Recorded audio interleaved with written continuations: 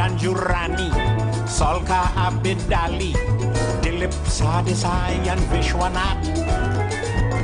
They make West Indies bowlers look like second-raters when those fellows came out here to bat. West Indies tried holder and keep voice. They had no other choice. They even tried with Newton Dow, but a shot at the sorry they bring him now. It was Gavaskar, the real master, just like a wall. We couldn't out Gavaskar at all, not at all. You know the West Indies couldn't out Gavaskar at all.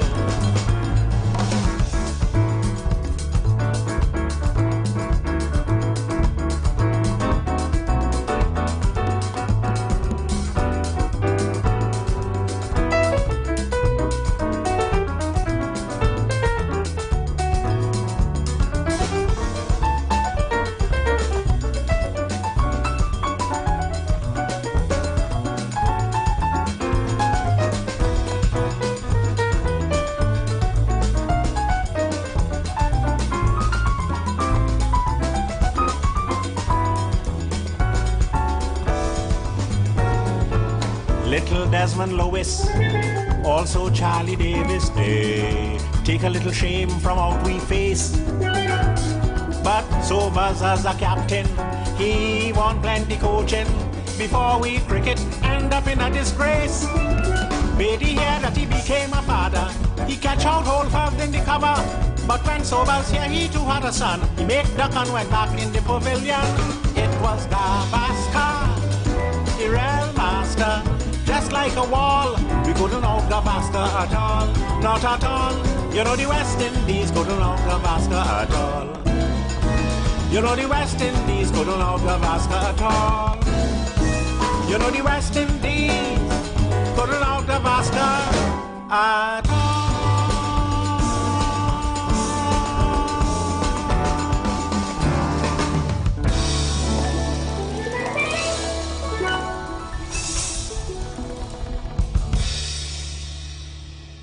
And we say welcome, we say welcome, we say welcome to the street, 91.9 FM.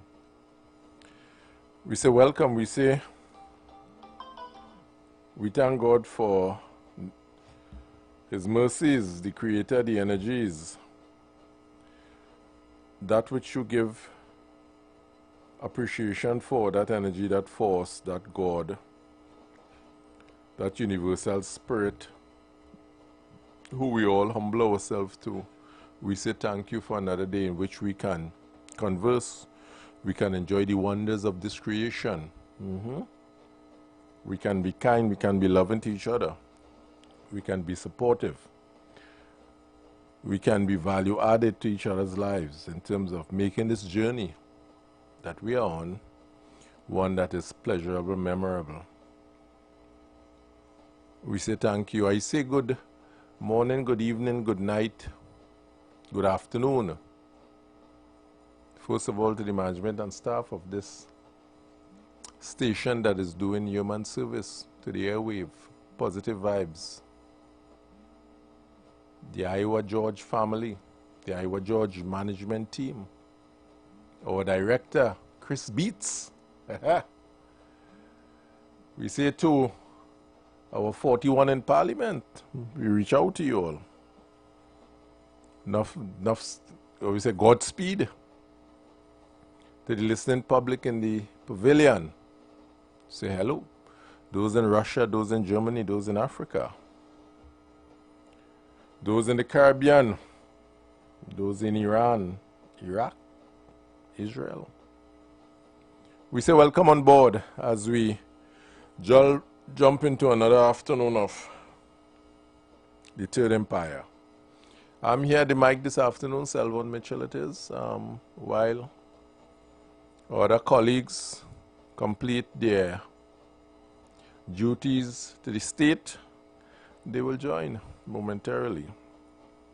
You know, yesterday we spoke, Umpire Rolex brought the topic of the youths and the violence in school with children and so on, the pronouncement of some laws being made to charge parent or make parents in some way culpable, responsible, or share in the consequences of delinquent behavior in the schools. I say, okay, yes, but we must move beyond knee-jerk reaction to every situation, but start to reimagine our society, how we want it to be, and start putting systems in place for that which we reimagine. Yeah? So, you know, I went digging up some of my notes, and there's a book written by Dr. Wallace William, a good friend of mine. He's based out in Africa, he's in Trinidad, he's in the Caribbean. He's doing some work with Professor Lumumba. In his last lecture series was in Burkina Faso. Yes, I listened to part of it and so forth in terms of the transformation that is taking place out there. I know this week he did a lecture series in Ghana. He's a Trinidadian, a son of the soil. He did a lecture series in the university in Ghana. And so, so I was looking at his book that he has written, and I was looking at some comments. Professor Dirsaran, after reading the book, gave some comments on it. And this book was A Cadet Force, Alternative for Youths at Risk. A Cadet Force Alternative for Youths at Risk. So what he was saying basically, that the Cadet Force have a role to play in addressing the youths at risk. And I just want to pull out something I'm reading here, verbatim here, what Professor Dirsaran said about the book. He starts the book by briefly describing the youth at risk problem and the extent to which the Cadet Corps can come to the rescue. He then describes more precisely what the cadets do and can do for attracting vulnerable young people, males especially, into the character building track so well established by the cadets. So this is Professor Dirsaran speaking on the book that Dr. Wallace William wrote about having the youths participate in the cadet force.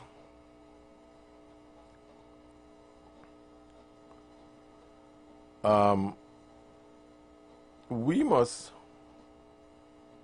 look at some of the work that Dr. William did, not only in Trinidad, but I know in Grenada, in Jamaica, and he did some work dealing with CVQO,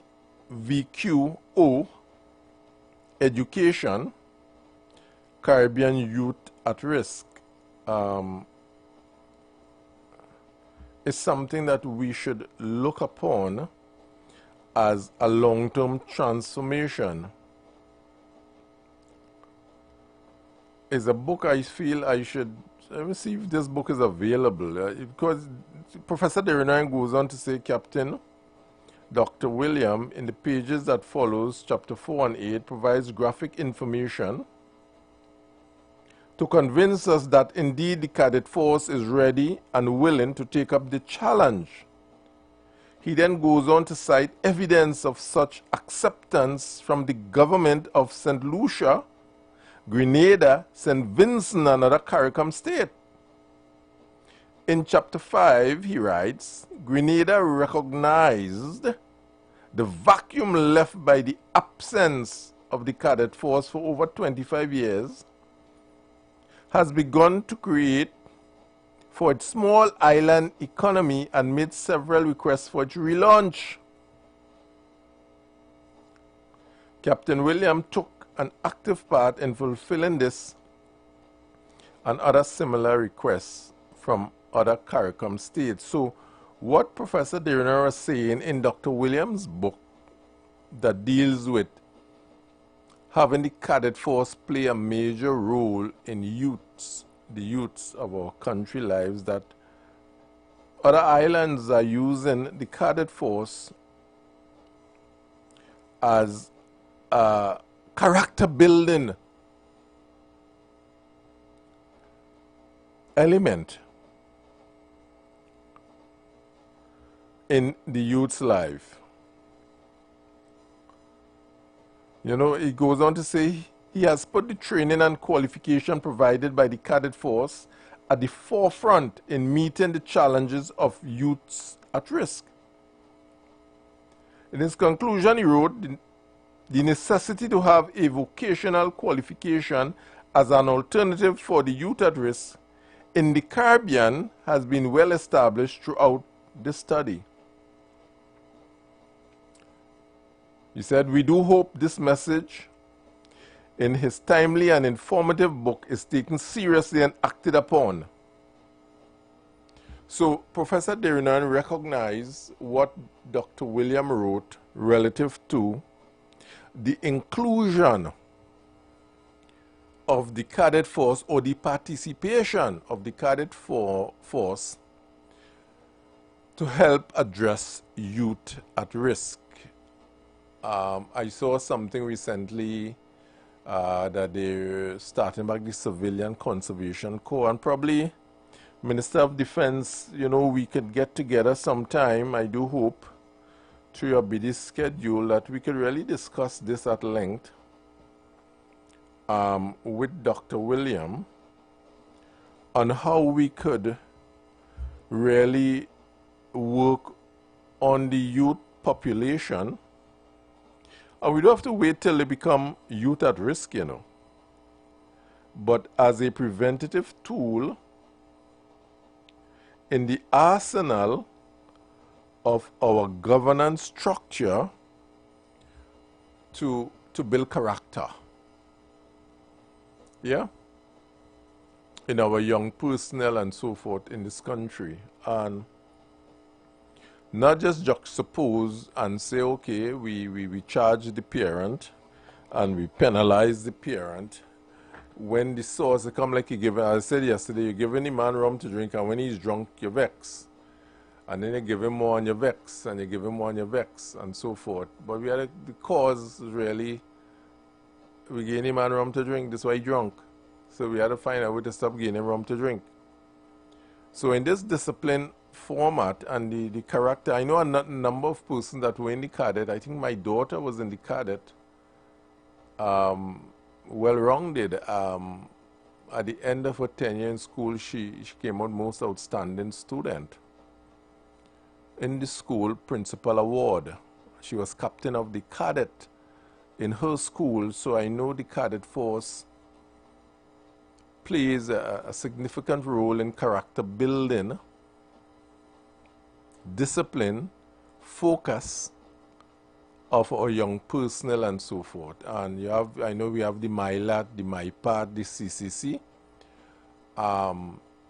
Those are models that we have to expand upon as a sort of what we call compulsory intervention. You know, long time in school you had Scout, Boy Scout, you had Girl Guides, you had Brownies, you had the Cubs and them and so forth. So we had all these, I don't want to really spill over from the colonial time in terms of how children were cultured in our learning institutions and so forth, and out of our learning institutions, because from time to time they go on their weekend stint in the forest and the bush, and they camp out and they learn how to support each other and so forth, how to be the brother's keeper and all of that. All of these character building attributes form part of these organizations, and we must, in my opinion, reimagine how these institution or organization can be part of the school curriculum, part of the community activity, to start doing that shift. So when the school, when there's violence in the school or a fight, children are no longer cheering, but children become the peacemakers and separate. Now we have what we call encouragement. So the fight goes on, and children are cheering on, and this and that, and there's excitement, and they fuel it, not realizing they have a role and responsibility as colleagues, as students, to say, hey, the image of our school, the image of us as young children is being tarnished and eroded by your activity, and I will not stand by and allow you two who fighting whatever and damage the brand that I want for myself when I leave this institution. What he come from that school, oh God, them always fighting, boy.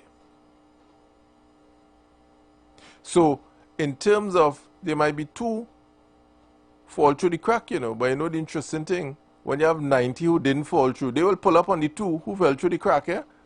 And everyone, there's a, you know, sometimes there's some what we call groupthink.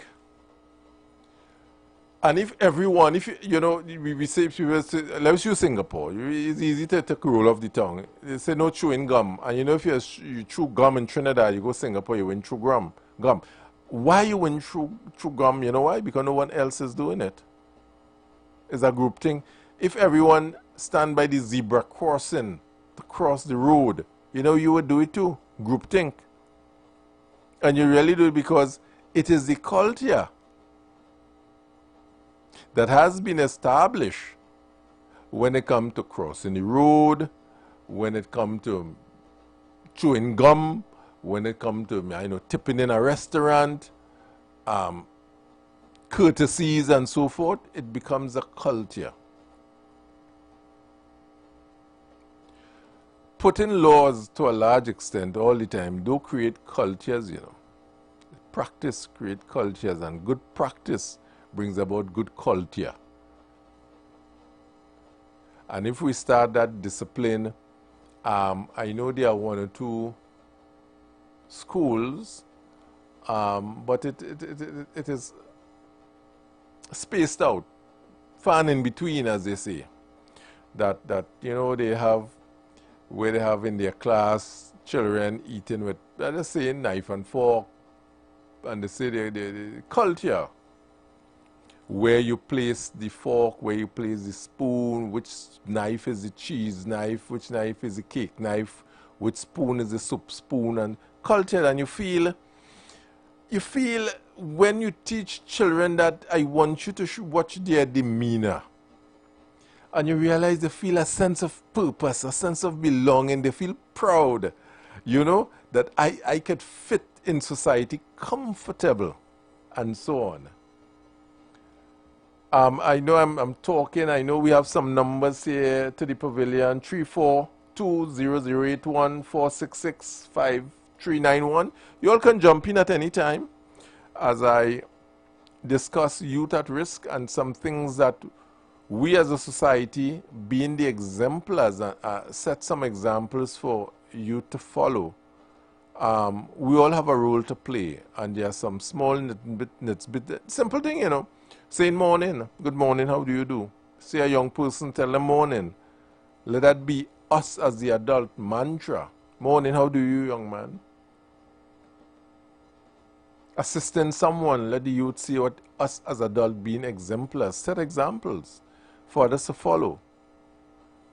But we sit by, we don't set no example, we rebel rousing, we doing all the thing unto us. And when the child do something untoward, we say, oh, what the child doing that for, boy? And we start to get down on the child and not looking at the man in the mirror.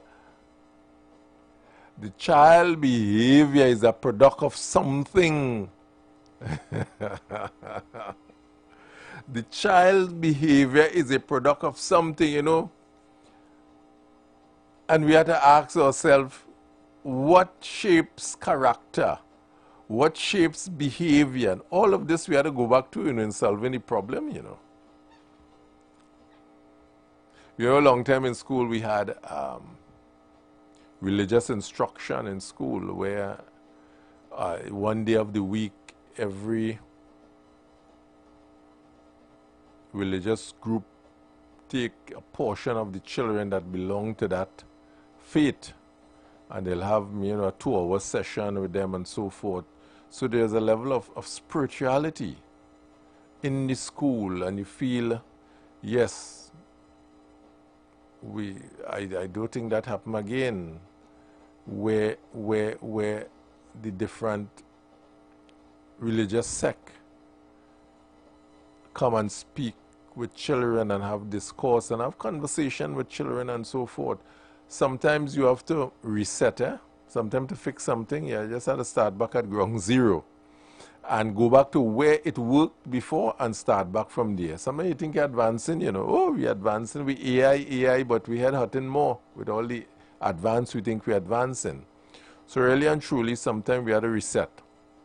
And said if back then, it worked well. Children was more disciplined. There were fights in school, always had fights in school, but it was not as prevalent as today. People will get angry. Teeth and tongue does clash, husband and wife, brother and sister. It happens. But what I'm saying, it seemed to be happening in an alarming way now that is causing too much negative attention on our children. And sometimes we really have to reset, look back, see when it worked in our time as young children, and sometimes we start back from there. If the religious instruction back then used to work, okay, let's do that. What kind of music played in our time that bring peace and harmony and collective, have that changed and so forth? Is it the movies, have the movies changed? There are a lot of studies in terms of addressing youths at risk that we must examine. Really, if we're really interested in fixing the youth at risk problem in this society. See, I generalize it, youth at risk, because not only fighting the other risk youths are struggling with, the other psychological risks that they're struggling with. So youth at risk in general. And you must look at that, and you must really do a deep dive into communities and probably those children in the university faculty, some of them who doing their sociology and psychiatry thesis for their final year could do a paper on this really and truly and come up with some plausible solution, as Dr. William did in his book, where he recommended the intervention of the cadets, believing to a large extent the significant role the cadet play in terms of character building in our young people, boys and girls, all and sundry. In England, it plays a role. I know he did some work with CVQ. He was given an award in England by the Queen Elizabeth husband, I think Prince Philip he would be, for his work in that he have contributed relative to CVQO in the United Kingdom. So we do have persons with capacity that we can bring on board really and truly to start dealing with the issues of youths and the challenge that we believe is affecting youths to a large extent in this country. And so I hope the Minister of Defense, I hope you're listening. I know you're an avid listener of the Third Empire, and probably we can have a sit down and I could expand and elaborate on some strategies that we can effect to improve our society as a whole, starting with the youths who are the leaders of tomorrow, really and truly, who are the leaders of tomorrow. Yeah? So you all feel free to call in and chime in as we discuss youth at risk. Is a topic that we could spend a lot of time on. We have to discuss how we utilize our agencies now in partnering from a community standpoint, and I always talk about it. From a community standpoint, the role they play from the Ministry of Sports, community development, local government, how they use their resources in community building, Ministry of Education also, in assessing needs in communities and developing intervention strategies to help improve, reduce, align some of the challenges that people experience in communities that spill over into the broader societies. And what I'm talking about is simply nipping it in the bud, you know. It's simply nipping it in the bud. If we go to where it stemmed from and we start to understand the cultural challenges,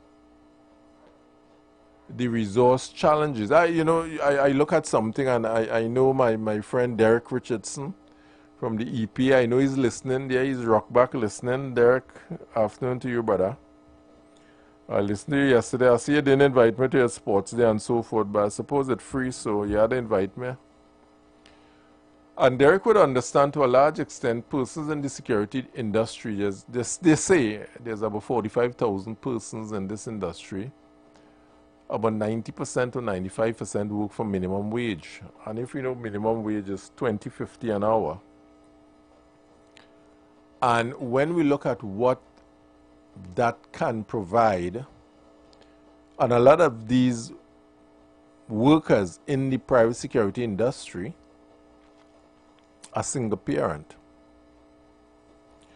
And when you try to, just using one industry, there are many other industries that work for minimum wage. The fella probably in gas station, I don't know, I think in some of the fast food outlets and so forth, yeah.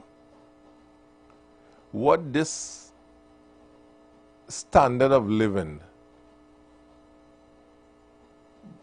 we can derive from a minimum wage salary, and what is the impact or gap that is left open when you have a single parent, let's say 2 children, working as a security officer for minimum wage, are going on slow, they have to pay a rent.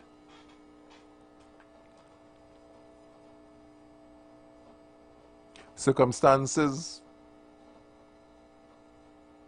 make me what I am or have me where I am, as the case may be. And we had to look at, are we overlooking something in the whole rubric of what we consider a proper standard of living? I remember once the union were talking about minimum wage should be predicated upon what is a grocery bag, or they're categorizing it.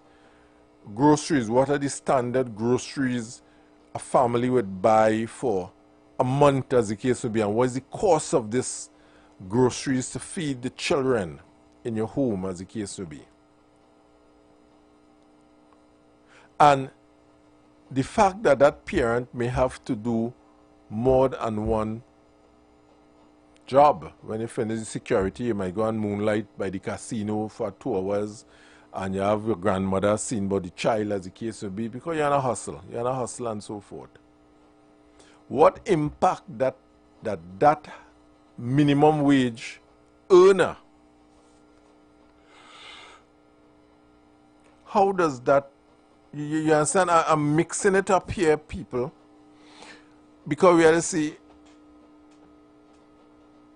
cause and effect.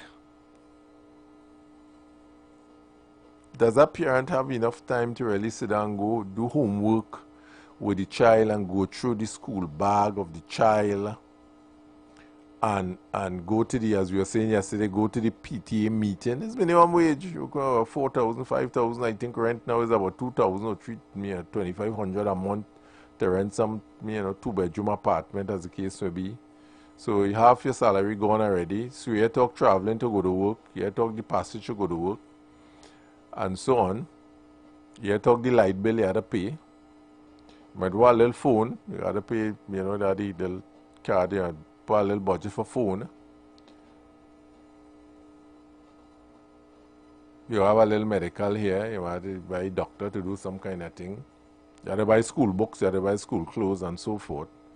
And really and truly, if you add up those basic things, really and truly, a man who working for minimum wage can really survive. The question is, how is he surviving?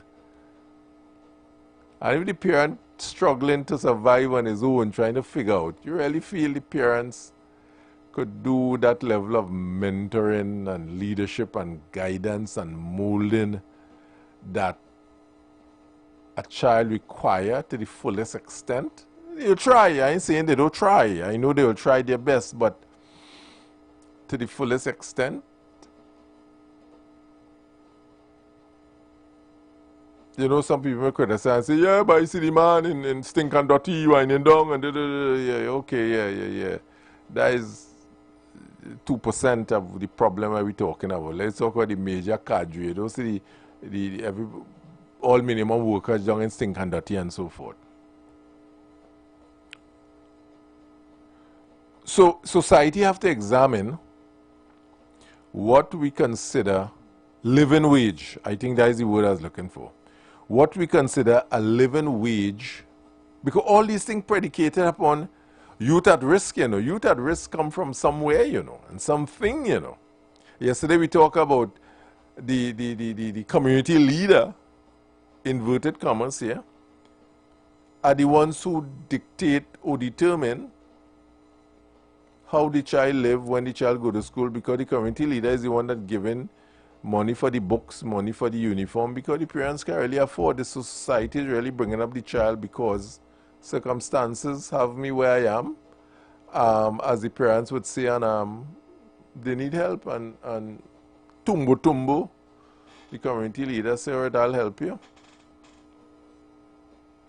We had to examine all of these things, because some of these things are the factors, are critical factors that bring about what we start calling now youth at risk in our society.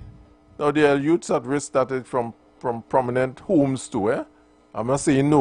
Well-to-do people who have children who are challenged in some way, doing strange things, as the case may be. But we're generalizing here, and I'm saying this is one area of that minimum wage earner that worker is at risk also of stress, of frustration, of wanting to give up, of suicide, of a number of challenges that worker who may have 1 or 2 children is a single parent going through. I remember one company, I could go through some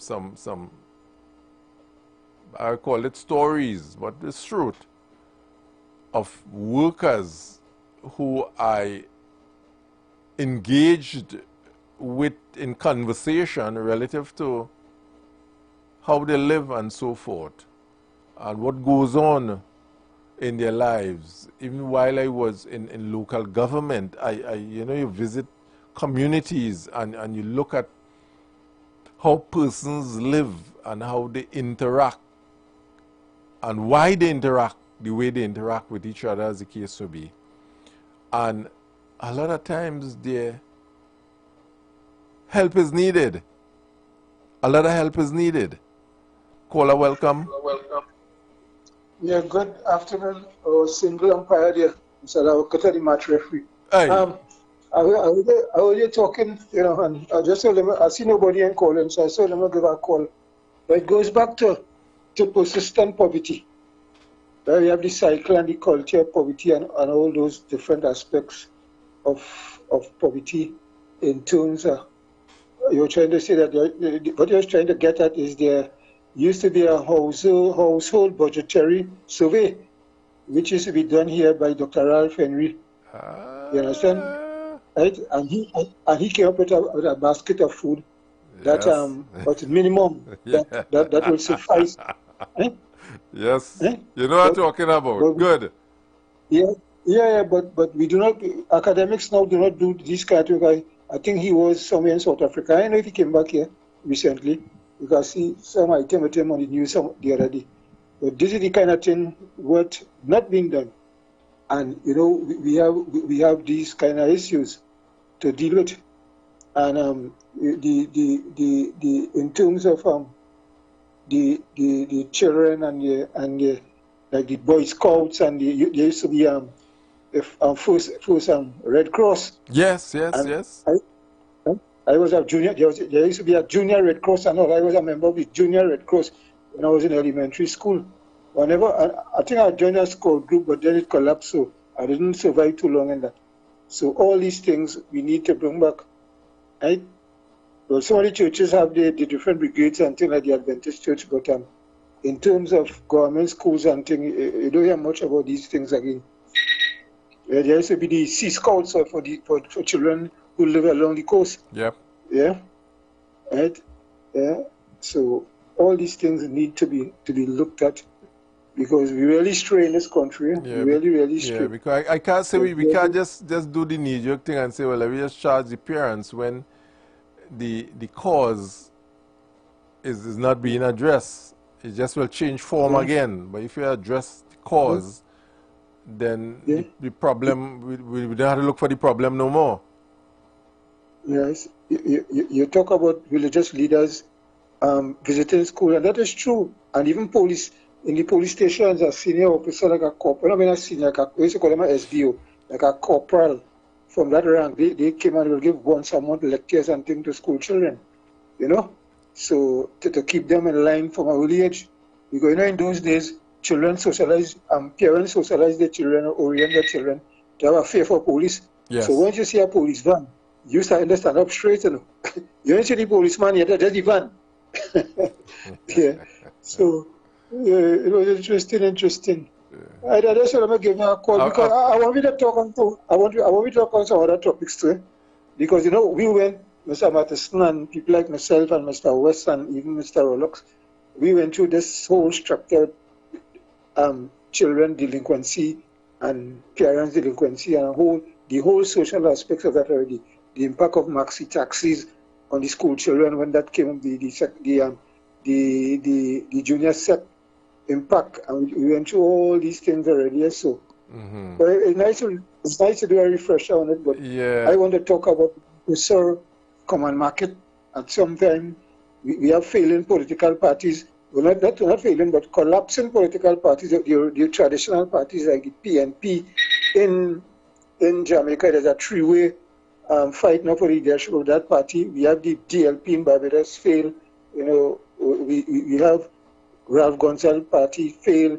We have the PNM here, more or less, struggling. Right? The era of this. No, I'm glad you raised that, because parties, again, I want to use the word reimagine themselves, because a lot of the parties continue with the rhetoric of yesteryear, not realizing the shift in the demography in terms of the education level of the audience. The audience have changed, and yet they're singing the same jimrees to the audience, and hence the reason they're not attracting people. People have expectation different from yesteryear. Back then in the Eric Williams time, you probably had, if you had about 20,000 persons with a degree, you had plenty. In Trinidad and Tobago, you have over 200,000 persons with tertiary level education.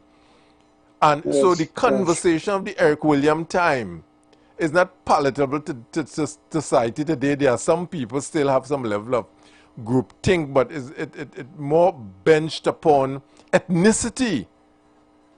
But in terms of the conversation that politicians are having, this is why over 33% of our population do participate in it, because it's the level of illiterate conversation that take place on platform that is not attracting persons who are well read. It's not wasting time. They're talking foolishness. What politicians have to understand, and we say it clearly, what they have to understand, that some of the people are talking to way smarter than them, you know. Of course. And so feel suddenly, hear what happens with politicians, eh? Hear what happens with them. Yesterday, you run in a supermarket down the road, you're doing two things, well, a party call you, they pull you up, and you become minister, and suddenly you feel you're brighter than everybody in the ministry, you know. Suddenly you feel you're Mr. Technocrat, you know, you could talk down and talk to anybody anyhow. And the maturity of politicians, we're not seeing that level of maturity in them. In terms of their discourse, in terms of their policy position, in terms of their approach. And society have to understand what their role and responsibilities are. Because I can hear some things that politicians will tell a technocrat, well, let's do so and so, and technocrat, no, it's wrong, and he just, well, okay, the minister says so, do so and so. But if the minister wrong, telling me wrong. So, and you see, that is why, that is why we are dealing with the issues of performance appraisals for permanent secretaries. Yeah. And as far as I know, if somebody else knows, as far as I know, there's nobody doing a performance appraisal for a permanent secretary in this place, because the titular head of the public service, which is the permanent secretary to the prime minister, the other PSs, they determine that person as same level with them or same rank with them.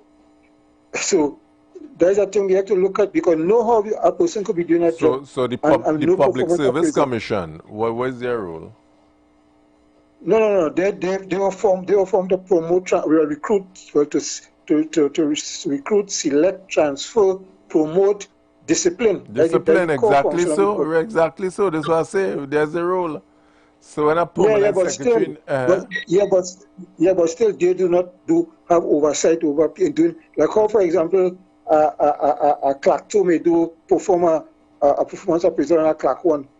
There's no rank above the PS to do a performance appraisal for them, right? The Service Commission do not do performance appraisal on the rank and file public servant. You know, you have a supervisor, right? Based on your chain of command. Right? Is it why Patrick Manning wanted to put public servant as a contract position, so we could evaluate and determine whether we renew your contract, yes or no? You know, once that was a proposal he had, eh? Yeah, that was a conditionality of the IMF under structural adjustment, but apparently it was never it was never accepted. Yeah. But that was because the IMF said, everybody's supposed to have a performance appraisal conducted on their work for a particular period or annually. Yeah. So that is how it is. All right, well, thanks for intervention, my friend. Yeah. Good intervention. Okay. Thanks again. Okay, good. Thanks. Yeah. So the caller was clear. He was precise in terms of where we are, and all of this boiled down to, again, the maturing society and how we rethink, how we reimagine our society roles and function. As we wind down in the first hour, we go for a short break now, pay some bills, and then we come back and we join you on the other side. You've got bills to pay, and so do we. Let's go pay some bills on the street 919 FM.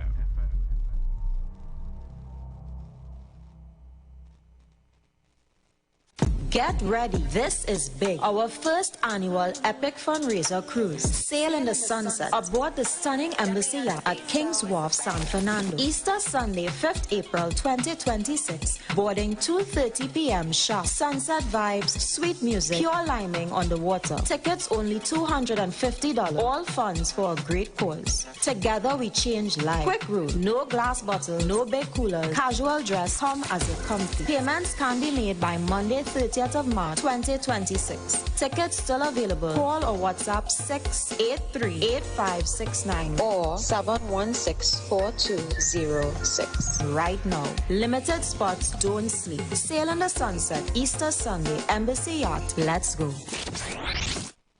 Score with Coca-Cola. Check out the FIFA World Cup 2026 consumer promotion on now under the 591 ml football label bottles at supermarkets nationwide and see press or social media for more details. Score with Coca-Cola.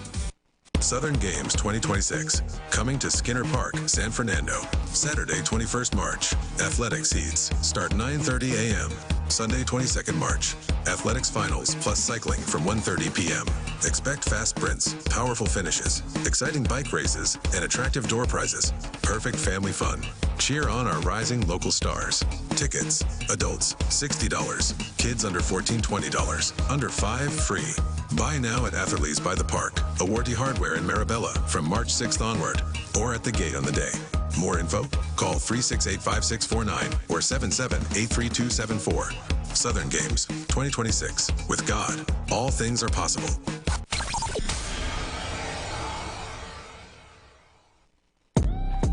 TechFlex TT Limited, the #1 computer store in Trinidad and Tobago, has all your tech needs. We have the latest computers, powerful MacBooks, and affordable Chromebooks for school and work, providing new and refurbished options to suit everyone's budget. Also, we carry a variety of printer options and ink solutions for your home and office needs. Need repairs done? Our experienced technicians can solve your tech problems. Visit us now at any of our 2 locations, Wilson Road, Scarborough, next to Royal Castle, or Penco Street, Montrose, Chagonas. Call 235-4919 for more info. TechFlex TT Limited. Affordable tech. Exceptional service.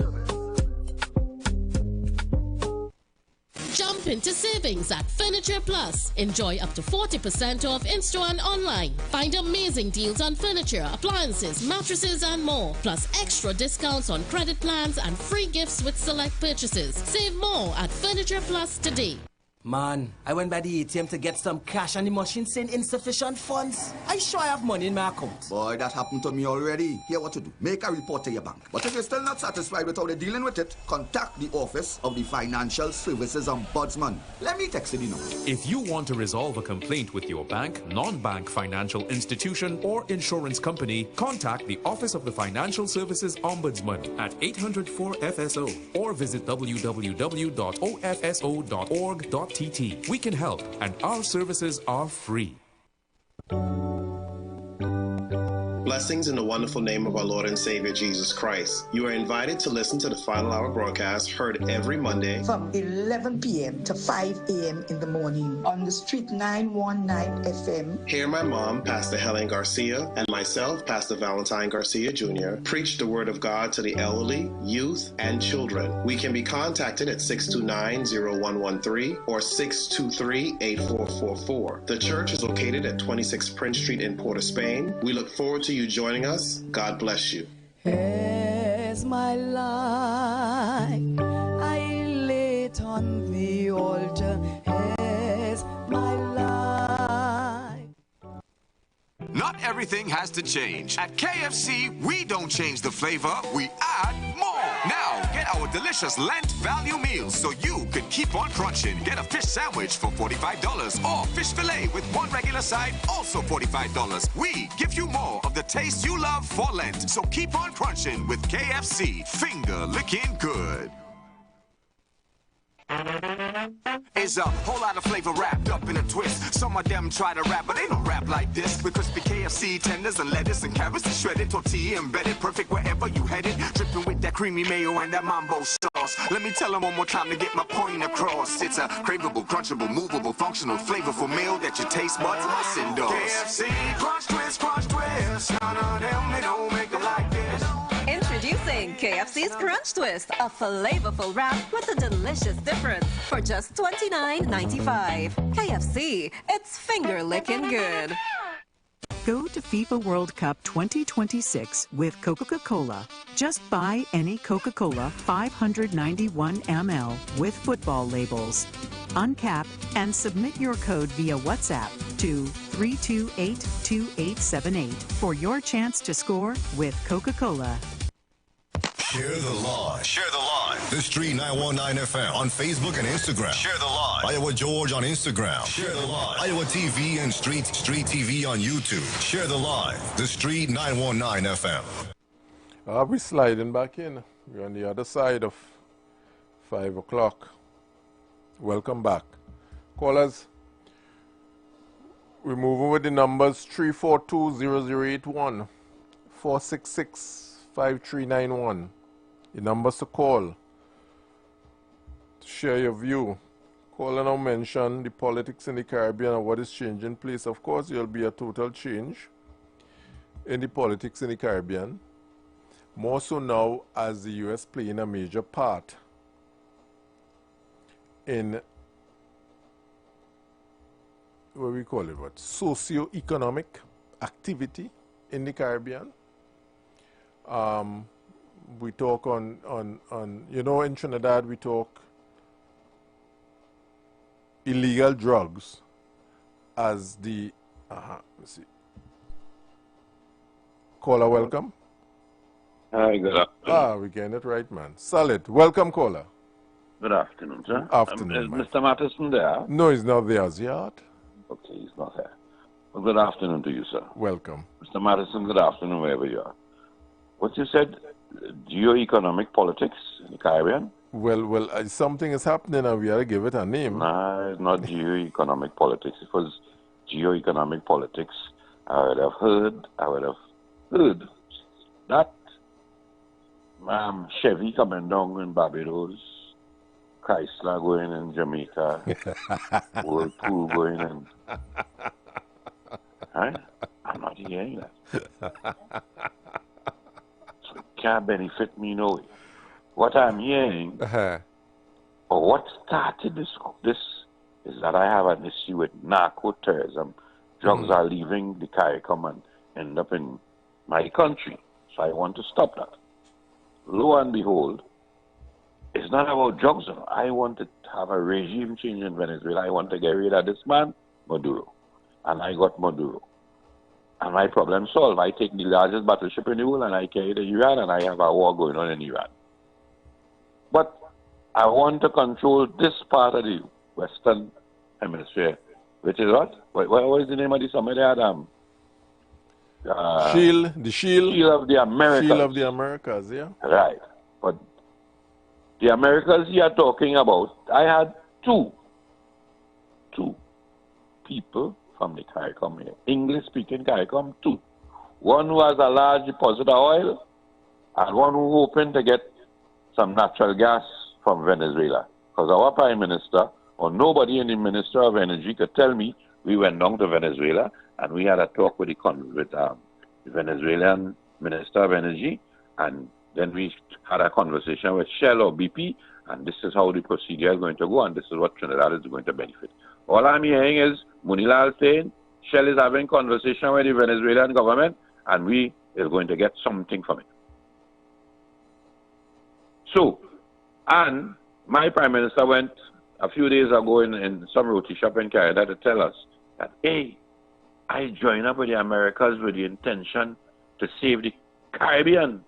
So I said, when she went and with her and the Guyanese president, giving the world the impression that CARICOM is agreeing with a man who most likely, when he gets out of office, would be drawn before the International Criminal Court for murder. I have a prime minister intent to get oil with a man who carrying out murder to get rid of a region. And here we're going on. We're looking at Venezuela, you know. And I keep saying, Venezuela is just one issue in the Caribbean. We have a little country that had a war called the Bay of Pigs. And several American prime, just like what's going on in Iran. It's 30-something years or how much years Iran doing that, you know.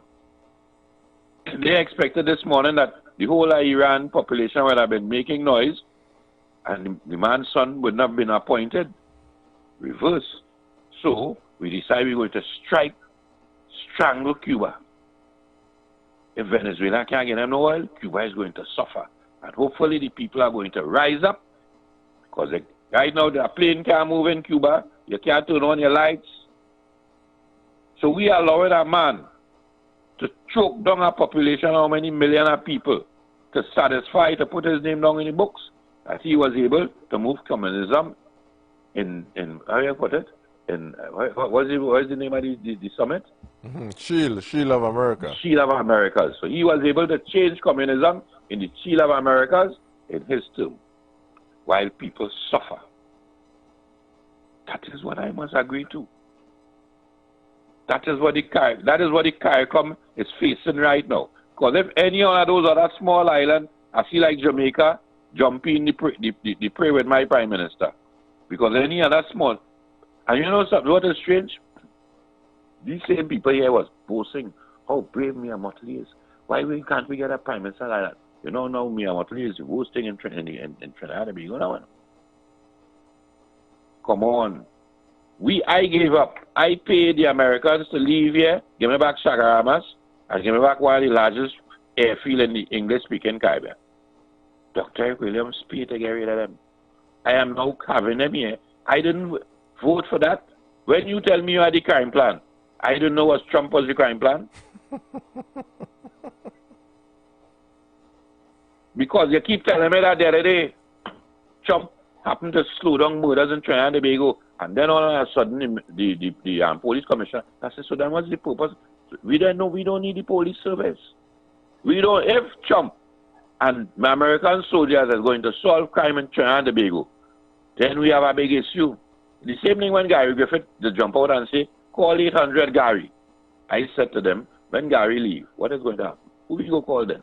Because instead of call Gary, I'm supposed to be calling my police in my community, Batavia, or wherever I live. Instead of that, I had to call Gary Griffith to leave wherever he is to come in my community to solve my problem. Then what's the purpose of my police station? Point. Good point. So we are in the same position here now. I call a man from all the way up the road when I had purchased 2 vessels, hostile vessels on the way, send people to trade. When you get into office, you tell me the war is not on the sea, it's on the land. Get rid of my blimp. When these 2 vessels were supposed to patrol the whole Caribbean, to get rid of the same thing you're now talking about. Enjoy the evening, gentlemen. Well, blessing to you, man. Good. Well, it's something I say, these things will continue to happen, and where dominant countries, if it's not Britain, is, you know. Caller, welcome. Yeah, good afternoon, Mr. Mitchell. Good afternoon, my friend. It's not often I don't challenge personality, I deal with ideas. And I've been hearing for quite some time this question about boat for the coast and all that. It's a good thing. Boat for the coast? Boat? No, those boats, those okay. You know, OPV and all this nonsense. Okay, boat. And I am saying, given this, we can't maintain the fishing boat. Some politician take and went down to Cedros and say, look, they had some fishing boat there with, and it no engine, it can't move. You could buy gas for them boat? You can't. It's probably God in divine intervention. These things swallow, gobble oil, gas. You can't maintain those things. I remember in the 60s, in 1986, The NAL got a boat from England, I think they call it the Nelson, and that boat packed up in Port of Spain there, couldn't move because they had to spend something like $10 million or $5 million in gas per month, and they couldn't run that. It made no sense. Where you going with? You could maintain OPB, you could maintain a crew of probably 200 people and changing them over. What are they hearing in this place? Thank God that thing came to zero. What I want to talk about is the question of we talk about those social programs and community development intervention and whatnot. Now, how are we going to implement those things? Who's going to be responsible for rolling out those programs?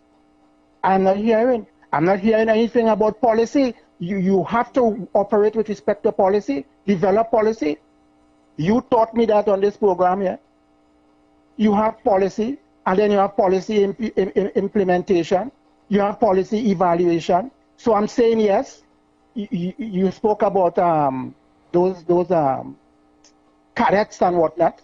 We spoke about we talk about community development programs and school programs again, because I think that those people who are cadets and whatnot, they're going to, come out of the schools, or they're going to be involved within the school system. Yeah. But what structure are you going to put within those communities? And that is where I think your caller from the Hawketta spoke. Yes, you need to organize. The communities are disorganized. You need to bring leaders within the community. You look at the very said church. You look at the police, yes. You have an advisory board within, let's say you take a community, let's say Diego Martin or Bagatelle or wherever it is, right? In northern part of Diego Martin, or even if you go to Carnage, and you bring in the church and you bring in those the business and whatnot and you form an advisory body, you put into place policy and whatnot. There must be somebody again with the experience and the knowledge in terms of how you're going to roll out the policy over time. I am not hearing anything about that. And that was part of the ZOSO, right? That was the social intervention aspect of the ZOSO. But how are you going to roll it out? Who's going to roll it out? Where's the policy? So these are the things I expect to hear probably and discussion we do with these things over time. You have community centers. What goes on in those community centers? What goes on? What goes on in the school? They talk about in the past, are the church willing, those various denominations, are they willing to go into schools and to interact with the students? The police, he says, visiting the school. We used to have that. I remember that as a child, you had schools where you had what you call police coming into the school and road safety and all that kind of lectures and whatnot. You had the same Red Cross and all that. Those things, you had a multiplicity of social programs within the community itself. You had sports and all that. So I'm saying that we have to get to the point where we are going to organize communities. How are we going to do it? Identify those people. You can't do things ad hoc, by VAPs, You take two persons, go in Carnage, go in Diego Martin, go in the center there and give them a lecture there and that. You need to rebuild communities because the communities have been devastated. So I expect probably within the next couple of months or so. And the question, because you have a lot of things, plans you could look at, You had this Watkins plan that they put for Laventille, and these things could extend to other communities. You had the Selwyn Ryan plan that he came up with, right? You have a whole host of that you could look at, and you don't need to reinvent. And you have some people again in this country here. They're standing by, and all they're waiting for is some project. You give them some project to go and do with respect to development within communities, and they come back 4 years just before the election. No report, no nothing, no nothing. And these things have to be time-bound. You must have timeline. If you're giving a person to do a study for you, that person can take 3 years to do that. It must be SMART, using the acronym SMART, S-M-A-R-T, yeah. And this is it. So they're not coming to give it, they're not volunteering the skills, you know. They're outside there, and you have a lot of them there just waiting for the time. Just probably, all of them maybe seeking to call who they want to call, because this is Trinidad, I understand it. And to see what they could get to. I could develop this, I could get a plan for you. And anytime you hear you're giving committee, appointing committees and to come and report to you, and you know that ain't going away. So all I'm asking for is that you have those plans there, those reports, go through those reports, and maybe you could look at what applies, because I read something, I looked at ChatGPT, that's what I go to now, because those people up at St. Augustine not writing anything, they're not doing research. And that's a fact, because I grew up in a time when I remember at St. Augustine, it was very vibrant, man.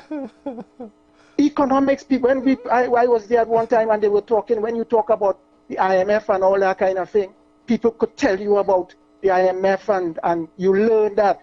Arthur Lewis and people, that was a discussion throughout. You had people like Panton and those people writing, Theodore and all these people, same Ralph Henry and those people. You had people like this guy Marshall and all, and even Professor Keynes and all. That doesn't exist again, except for a few people like Ghani who still, and that is, so the fact remains. Morgan Job once said that the intellect, what is that? He said Trinidad has no intellectual life. It's dead. And that's a fact. Yeah. So we need that. We need to rejuvenate that university, make it more relevant to the times. And I heard you said something earlier on with respect to the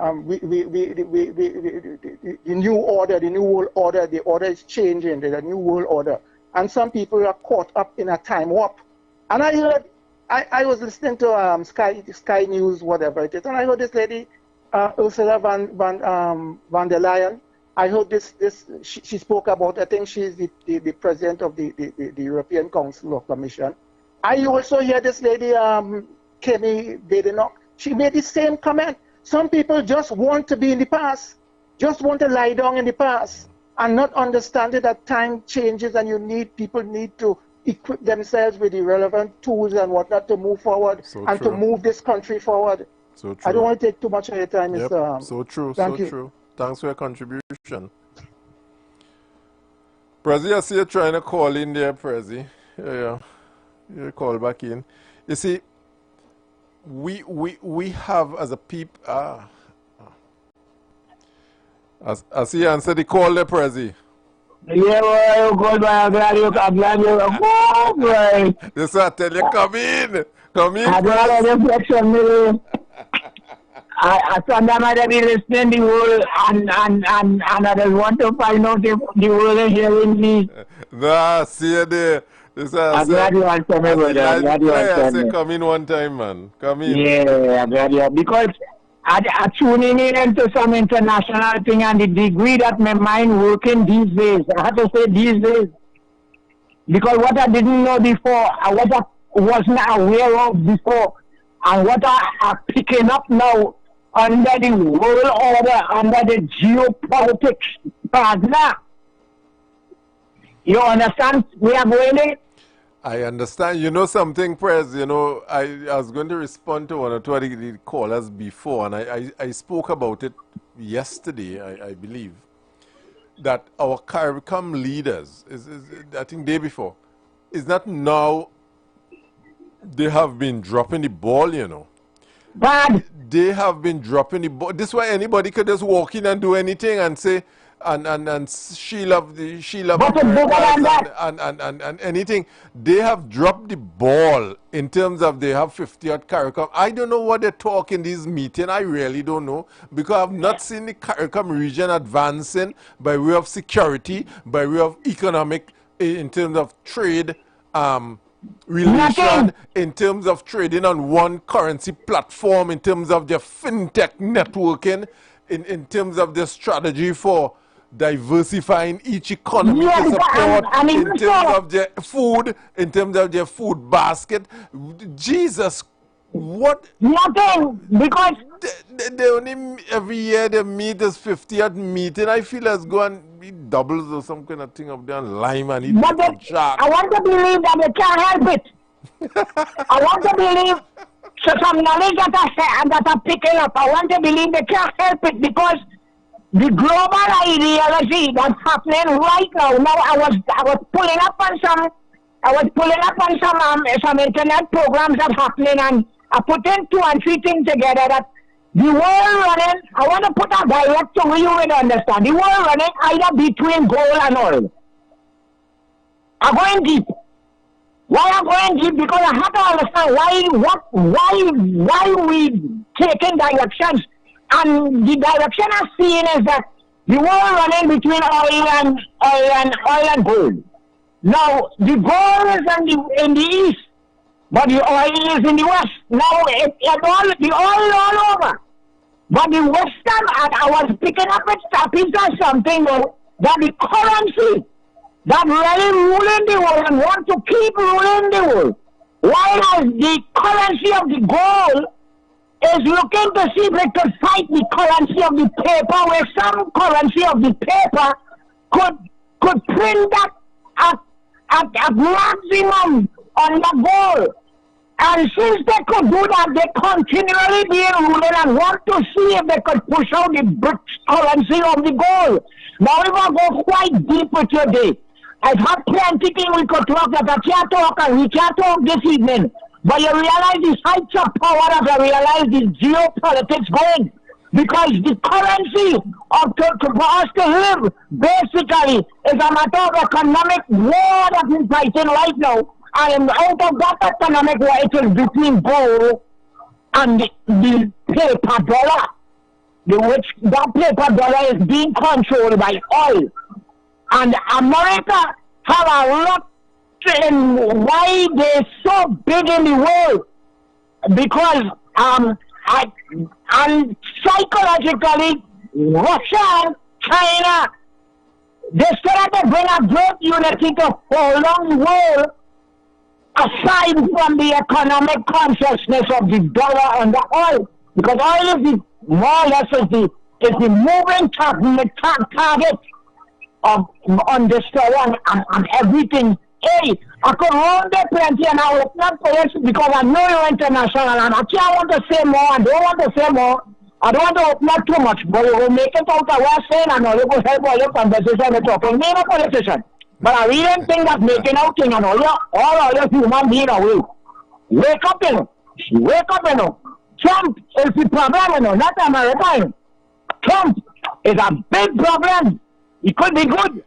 But mine is like in mine. I don't know where we prime minister going with his short day. I don't know who is who. But boy, you take over from me right now. You take over. Thank you.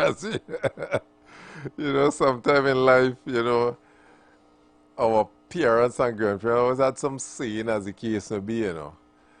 You know, you leave your window open and mosquito come in your house and you vex with the mosquito, but you leave the window open, that's why the mosquito come in. I try to make up a little thing like we parents also make up. You know, them slang they call it, or what the parents will say. So where you catch your cold, you blow your nose and this kind of thing and so forth. We have to understand it could only happen if we are susceptible to the influence, or we have created a level of dependency to that extent that we are no choice really, you know. The question is, I want to leave the words, this word on the tongue, on the mind of the listeners, to reimagine how we do the thing, because how we doing it ain't making much sense, you know. Now, we are CARICOM and the 50th CARICOM heads, and it's a pretty thing with people in suit and walking. I'm not impressed by that. I'm not impressed by these fellas and them because they're really taking the CARICOM region anyway. And when a level of unity comes together and we start solving our problems as a region, it's difficult for someone else to come in and say, I'm coming to help you with drugs. And the only reason someone could come in and say, I want to help you with that is because, well, you have demonstrated that you can do it yourself. We have demonstrated in this country that we cannot deal with, we cannot manage, we cannot address illegal drugs coming in the country. We cannot address illegal guns coming in the country. We cannot address illegal migrants coming in the country. Well, then somebody else will come and do it for you. Because we have demonstrated over and over and over and over, ad nauseum, that we can't do it ourselves. So then somebody come and do it, we can't get vexed. We leave the door open and mosquito come in. Caller. Good evening. Good evening. Who is this we you talking about? I'm simplifying it. I had to simplify it. No. Don't give me that wee business. Stop it. You say you. Listen. Say you saying that. Don't say we. You have. I said I'm here eating, but you make me stop eating. No. I'm going back to eat. Listen. Don't say we. Don't say we. You're vexing me bad. I generalize in the CARICOM region, eh? Listen. People just leave here and go in all kind of forum and talk and say we. Making people believe it's everybody here who agree with the rubbish what they're saying and doing. I go on. Don't do that. We got to talk. Stop it. It's all right. Please. Solid. You know, I've seen in terms of CARICOM moving forward. I see Barbados and the Bahamas have started trading in their own currency in terms of shifting the paradigm. Trinidad dollars, we know, really and truly. I think everybody knows you can't really spend it anyway. You don't get cargo, you know, Guyana don't say want a Trinidad dollar, I understand. Barbados, so nobody want a Trinidad dollar. I don't know how we, or why we, are playing naive right now, are still in the position where, being one of the strongest economy in the Caribbean, we have a dollar that nobody wants. It's kind of very interesting how we are that position. Yeah? But we as a CARICOM, as Bahamas and Barbados Central Bank, have aligned themselves where these two islands trade with their own currency. So they're not on the SWIFT system to use no US dollar to trade. We have to step up to a position now that says the whole of CARICOM, the 14 islands in CARICOM, and probably we might include one or two others, central bank, and it demonstrates a step forward, must say, look, we can start trading with each other in our own currency to start stimulating economic activity at a different level, not wanting the US dollar. Some people argue and say, well, when I export to Jamaica, I get US dollars, so then I can take the US dollar and buy parts in the US. That is a simplistic view of looking at it. The region have to start coming together and trading and exporting as a block in terms of volume. There's no company in Trinidad that's manufacturing that could satisfy 2% of the need of the US market. I just use it one market. 300, there are about 325 million persons now in the US. There's no single company in Trinidad that have the capacity to satisfy any demand, 2% of any demand in the US, really and truly. And it's so far back we are in terms of our manufacturing capacity. We have to start looking within the CARICOM region to see how we could start satisfying some of our internal need to reduce the movement outward of our US dollar for food, basic food items and goods and services. I can understand machinery and so forth. We may need from time to time to engage the foreign market, but sometimes we look at economies of scale and trade as a block in terms of export, in terms of manufacturing capacity. If we set up manufacturing capacity that could satisfy the Caribbean, probably to some extent, we can increase that to satisfy European market, the US market, the African market, as the case may be. This is the kind of a rethink in terms of how we restructure not only our economy, but the Caribbean economy, because it impacts on each other. The failure of one affects the other in some way. And sometimes when one sneezes, the next one catches the cold because of our proximity and so forth. We have to ask ourselves and reach the stage in CARICOM. And I'm saying this because it is easy for Shield of America and all these things to exist because we're not taking care of ourselves. So somebody put we in an orphanage and somebody come in and say, well, I can take care of you all better. How do we, I heard the Manufacturers Association talking about, oh Lord, this thing that the government want to sign with Latin America and so forth, that could impact negatively. If they start coming our market, we can say we don't have the competitive edge in terms of economies of scale and volumes of items we manufacture to be competitive. And we could be wiped out, we need protection and so forth. And that could only happen because we're not operating as a block. We operating in silos. And our CARICOM leaders have to start coming out of these little 200,000 and 500,000 population that feel there's somebody and they could impact or have some effect on somebody. You're nothing, really and truly. You're nothing. And if we, let me see, caller, welcome. I call back to say, you see what you're saying there? I agree with you 100%. I agree with you. Because one of the things I can't understand, why the whole of CARICOM don't have one currency. I studied that for years. Eastern currency of Grenada is more than we own, and nobody wants to that money. Just the Guyana dollar will be bigger than ours, eh? And then the Guyana dollar is a trillion to one. It's madness. Craziness. Yeah.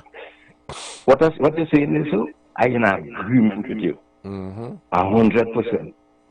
Excellent. Okay? Good. Solid. You could say we when you say that. All right, Papa. Okay, Papa. Good. So, when we look at what excites the voting population, caller, welcome. Yeah, the segregation of the African people in the Caribbean. It greatly in that because, and on the end of it, where we have the Monroe Doctrine, the American doctrine that intends to control the whole of, even so the world, that in the position that we are, we still under control on America after even so the British, and we first slave masters were Spanish. So we still in that consciousness of being enslaved under our system. So that's what we're talking about CARICOM. CARICOM, like, just as how we vote people and we are who we vote, well then, if we vote CARICOM, then we are who we vote. They're still under slavery. So we could get better from them. When I stay, and I tell you early on, what control the world right now is gold and oil. We don't have that. We have to accept the reality that we're living under it. And if it show me, then all you talking some talk there, and if I start to roll, you don't hear the poor man. It has some poor men out here really ain't taking the stupidness of them here. But we just talk real. I go in with that, but I just shoot there. I go come in every blue moon. Excellent. I ain't going to take up the whole time. Excellent. But I said thing that after all you talk, it's real. I'm on with that. Beautiful. Good. Thanks, Prez. We have to ask ourselves in how we look at exciting the population of CARICOM. And I mentioned it yesterday, and I do want it to be just talk. Why it is cheaper for me to go to New York than to go to Antigua? Why it's cheaper for me to run up, I know, Canada than it is to go Barbados? Same price. And CARICOM, really and truly, when I see these things, you all waste time, really. I'm talking to all the CARICOM leaders. You all sit down there listening, sipping your cognac, I know that. You all wasting time. We're not impressed with what you all doing. We're really not impressed as a population. We're not impressed. You all just, as you know, I use one of Matteson word, mouth murderers. Talk. But in terms of effective implementation of transformational governance model, you all failing. Caller, welcome. Yeah, Salam here again. Hey, my brother, welcome. Interesting topic. Now, we have to remember that one of the first acts that was perpetrated against CARICOM was when the OECS countries, like Grenada, St. Vincent, and Lucia, going up the Dominica, they have the organization, the Eastern Caribbean Currency Border, and that is what that EC dollar is stronger currency than our TT dollar. It's very close to the Barbados dollar, right? But it's distant from the Trinidad, the Guyanese, and Jamaican currency. So that is one of the big issues that happened early in the existence of CARICOM, and then after we have this Petro-Carib, cheap gas and free gas and petroleum products and everything else. So CARICOM is I don't know that Sir Ramphal, he came up with this regional negotiating machinery, right? And he came up with recommendations to solve the issues of CARICOM, right? And he recommended that a fellow named Richard Burnell, B-E-R-N-A-L, the Jamaican, one of the finest economists in the Caribbean, to head that committee. But that committee apparently never got moving. And that committee will have, placed CARICOM in terms of marketing and trade and everything else, even in sport, in a better situation. So CARICOM now is just a kind of minority, trade bloc. And henceforth, we have to move to the Mercosur, because we must also remember that Guyana, who is in CARICOM, and Suriname, who is in CARICOM, are already members of Mercosur, together with some Latin American countries. Right? Now, let me just explain what people hear about Latin America and do not know what it is. Latin America is all the Spanish-speaking countries in South and Central America. Brazil is the exception, because they speak Portuguese. Yeah. So that's what they call Latin America. Right? The Caribbean is any of the land masses in Latin America and the Caribbean where the Caribbean Sea washes. Anywhere the Caribbean Sea washes, technically a part of the Caribbean. Yep.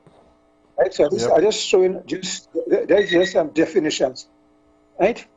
So we have to look for other markets, and so that's why we have to turn to Mercosur, because we have to survive. CARICOM is a very small market, right? So what we have to do, we have to do some mass productions and try and place ourselves in that Mercosur market, right? And because look at the condition CARICOM is. I was saying the Manufacturers Association breaks in from the government participating in that or getting involved in it. I guess they have the reasons, but the whole issue is way bigger than how we restructure the region. For we're doing too much knee-jerk solutions and not really thinking things through for a long term, with any long-term agenda, as the case may be. It feels good now and we do it now, as the case may be, not looking at the long-term consequence of how we could reconstruct or do investment, invitation investment, to re-stimulate, to create capacities and so forth. So it's not a matter of to me, of running from Latin America, but inviting them to participate at a different level, in a different way, because there's some things really and truly you can't stop.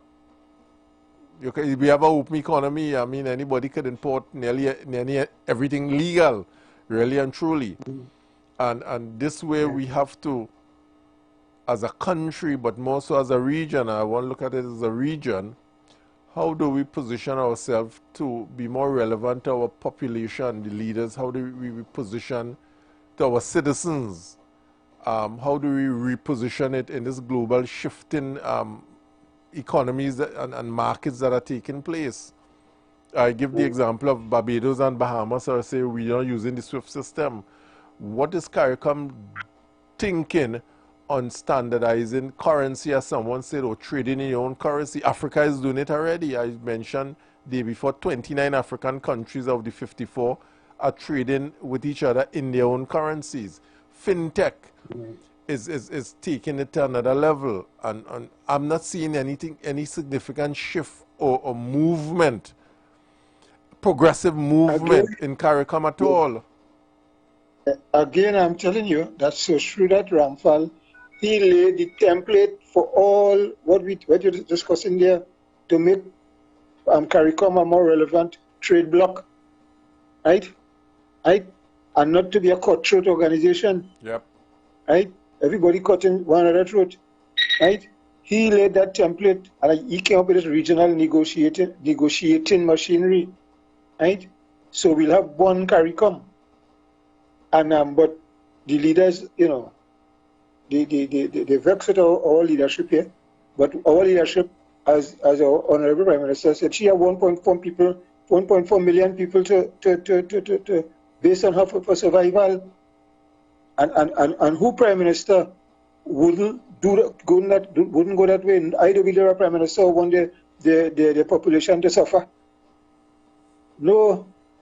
So I like the moves as a student of politics, because we need to have some kind of movement, as Talcott Parsons will say, right? In what he call it Talcott Parsons talk about it just missed me. A whole day I was thinking of it, but it just missed me. Yeah. When I remember, I'll try to remember. The thing is, what he was trying to say, that you must get up and get latent and manifest functions. He came up with that sociological theory, latent and manifest functions. He said that if you want anything, you have to do something to gain something. Of course. And he was talking about the Wopi Indians in New Mexico, in the States. When they wanted rain, they will do a rain dance, and eventually they will get rain. So that is how the term latent and manifest functions came into being, right? And before I go, this thing what I'm talking about, the triggering policy. There is nothing I hear talk show hosts and callers about triggering this and triggering. There is nothing in public administration and politics trigger anything. In public policy, you implement a policy. Nobody triggers no policy. You trigger a thing if you're a mechanic and you're having problems, you go try this, you go try that. It's just terminology. It's just terminology and how they flex it. You implement policy. It's general. You implement a policy. Yeah. But you see, we must say that because we have students listening to this program. Yeah, you implement policies. Yeah. And your policy must be all right, cool. I'm here. You shout back, jump in anytime. We're going good. We're singing good, and we're going good. Okay, good. All right, Thanks. cool. Yeah. So I think the brand of discussion this evening, I think people understand to a large extent that how we manage the societies in CARICOM, and all this feedback into youth and violence in the school, because we're talking society as a whole, from the structure the top of the structure and how we structure the Caribbean region. We have this CSEC exam, so the CARICOM is doing one exam and so forth already. So there are some things, but they are more meaningful and measurable things that we have to be doing as a region in terms of how we reposition ourselves on the global stage as a unit. CARICOM must have a CARICOM representative on the UN Security Council, as the case may be. CARICOM must have a head, and we must have a CARICOM head representing, and start talking. Prezi. Yeah.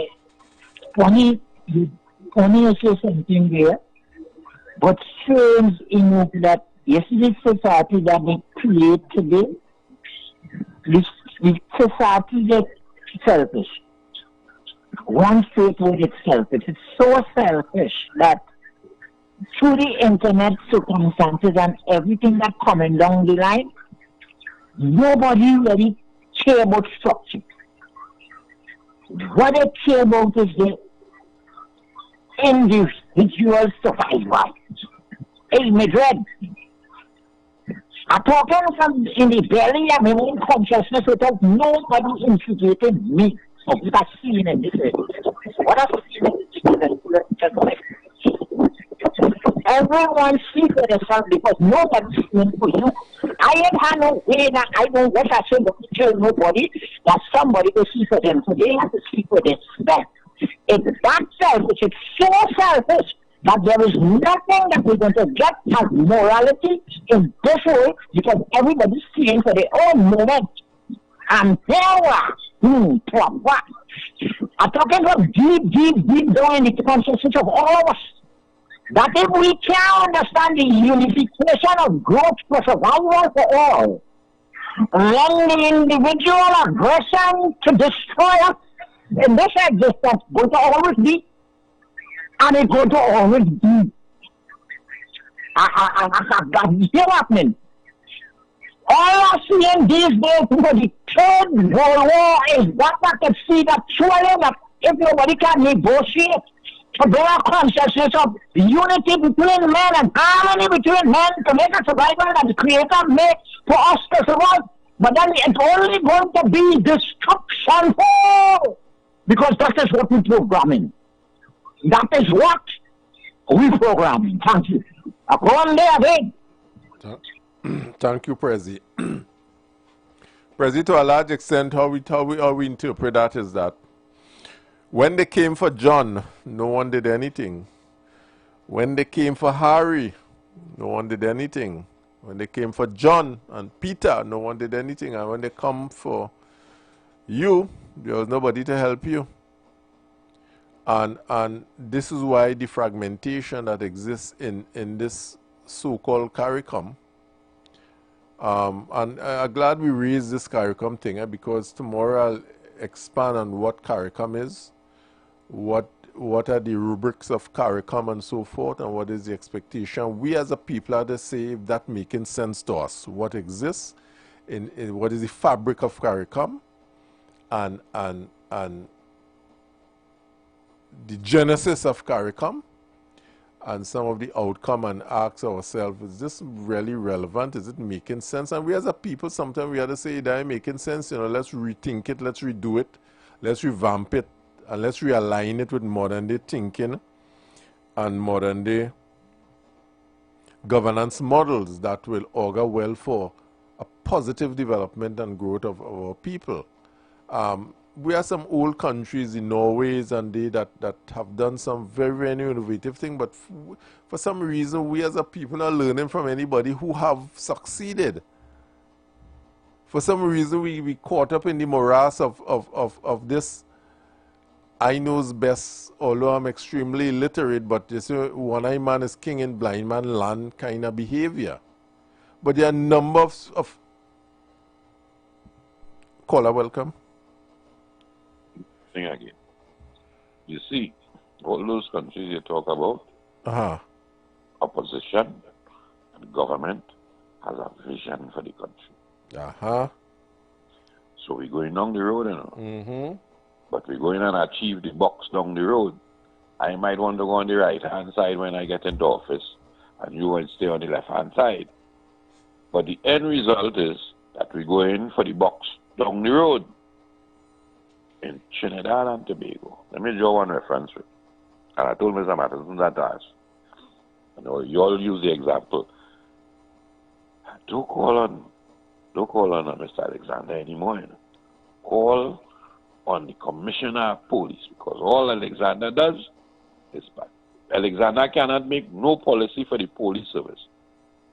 You know that and I know that.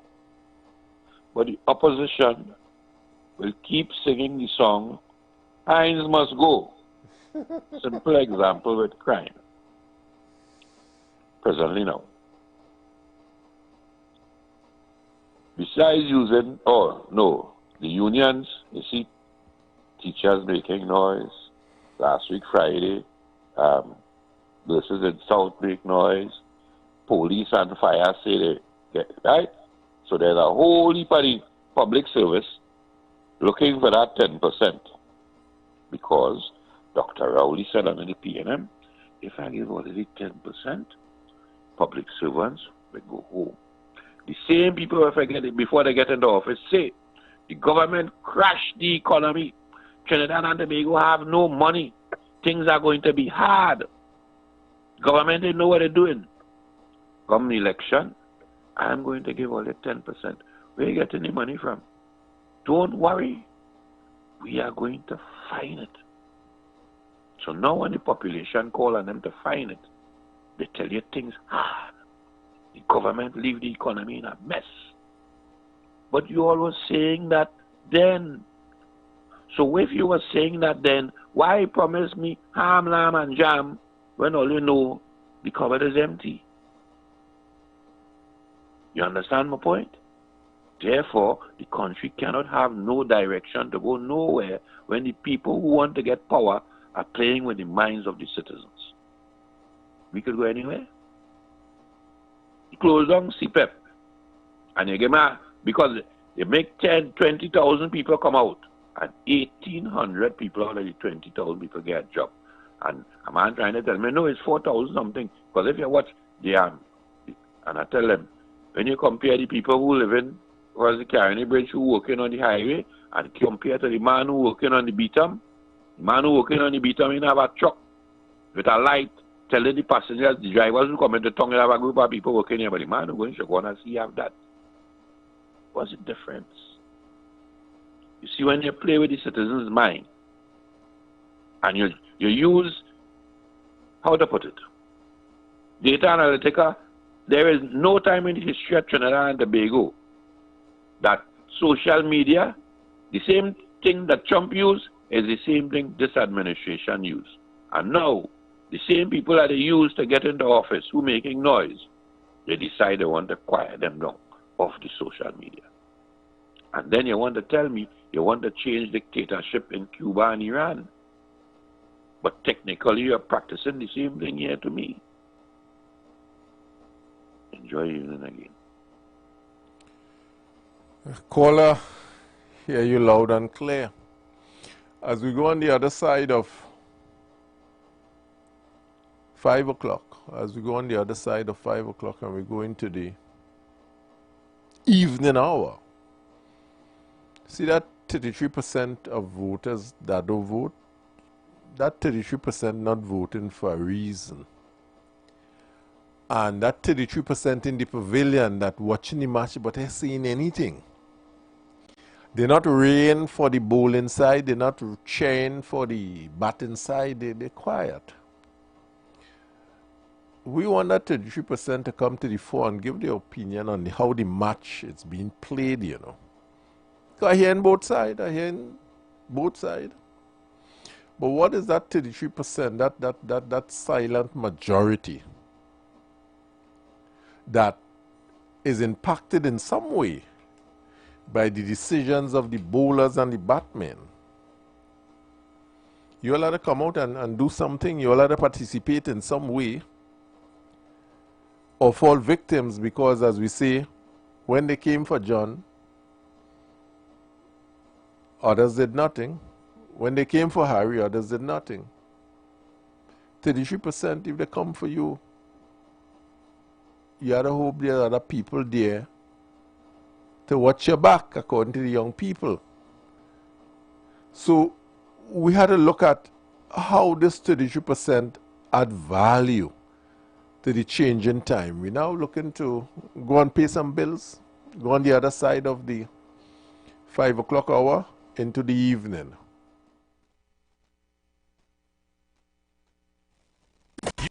You've got bills to pay, and so do we. Let's go pay some bills on the street 919 FM.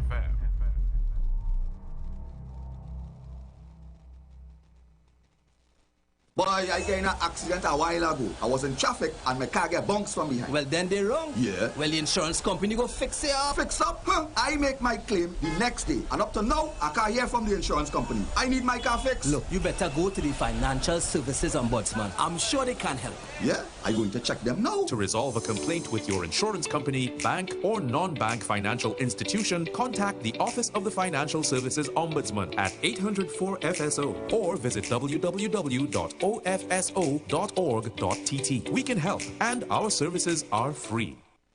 Get ready. This is big. Our first annual epic fundraiser cruise. Sail in the sunset aboard the stunning embassy yacht at King's Wharf, San Fernando. Easter Sunday, 5th April 2026. Boarding 2:30 p.m. sharp. Sunset vibes, sweet music, pure liming on the water. Tickets only $250. All funds for a great cause. Together we change lives. Quick rule, no glass bottle, no big coolers. Casual dress, come as a comfy. Payments can be made by Monday, 30th of March 2026. Tickets still available. Call or WhatsApp 683-8569 or 716-4206. Right now. Limited spots, don't sleep. Sail in the sunset, Easter Sunday, Embassy Yacht. Let's go.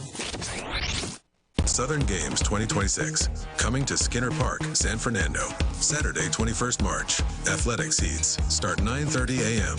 Sunday, 22nd March. Athletics finals plus cycling from 1:30 p.m. Expect fast sprints, powerful finishes, exciting bike races, and attractive door prizes. Perfect family fun. Cheer on our rising local stars. Tickets, adults, $60. Kids under 14, $20. Under 5, free. Buy now at Atherley's by the Park, Awardy Hardware in Marabella from March 6th onward, or at the gate on the day. More info? Call 368-5649 or 77-83274. Southern Games 2026. With God, all things are possible.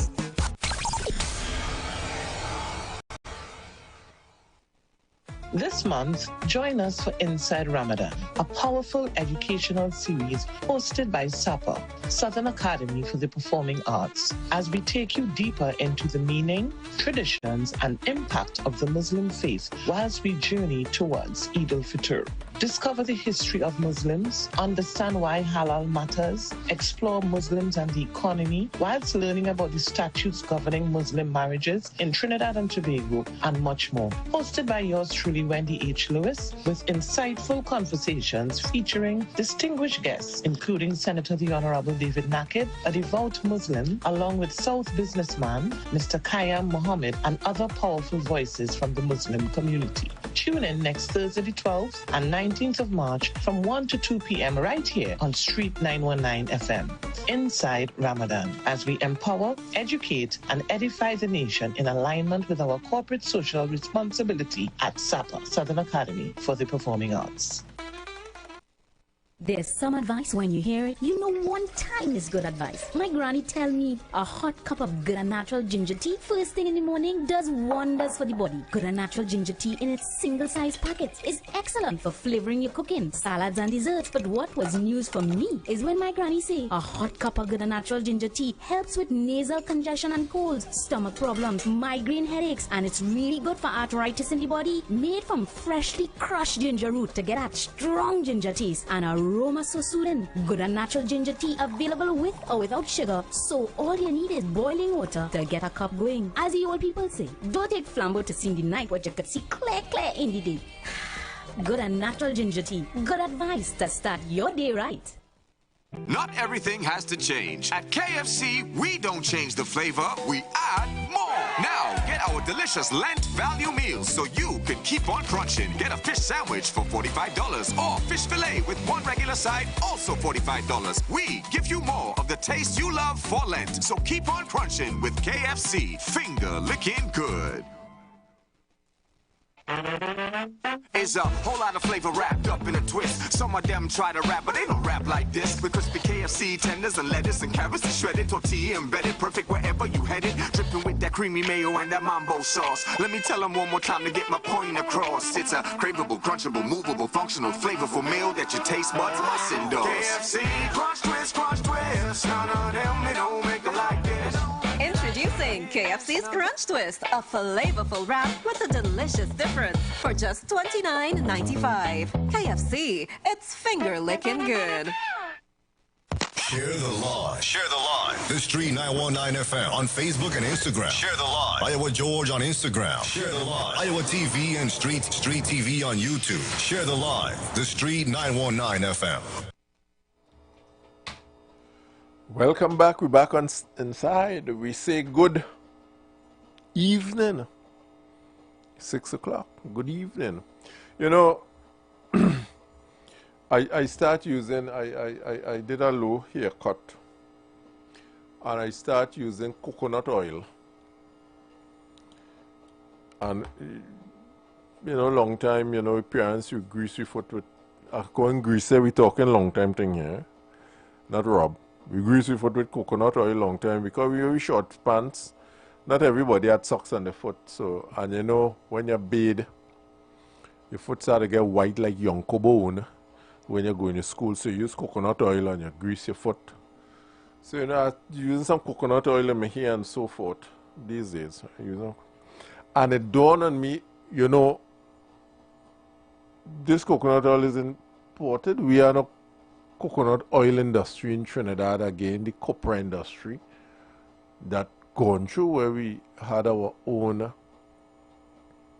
coconut oil industry where they go down to this place in Coconut Growers Association, CGA, somewhere there, they carry all this copra from Mayara and all about, and they make the oil and so I don't know if they importing the copra now, but I know they're not getting it from in the abundance as yesteryear to make our own local coconut oil. I know one or two persons home doing the little cold press and so forth with it.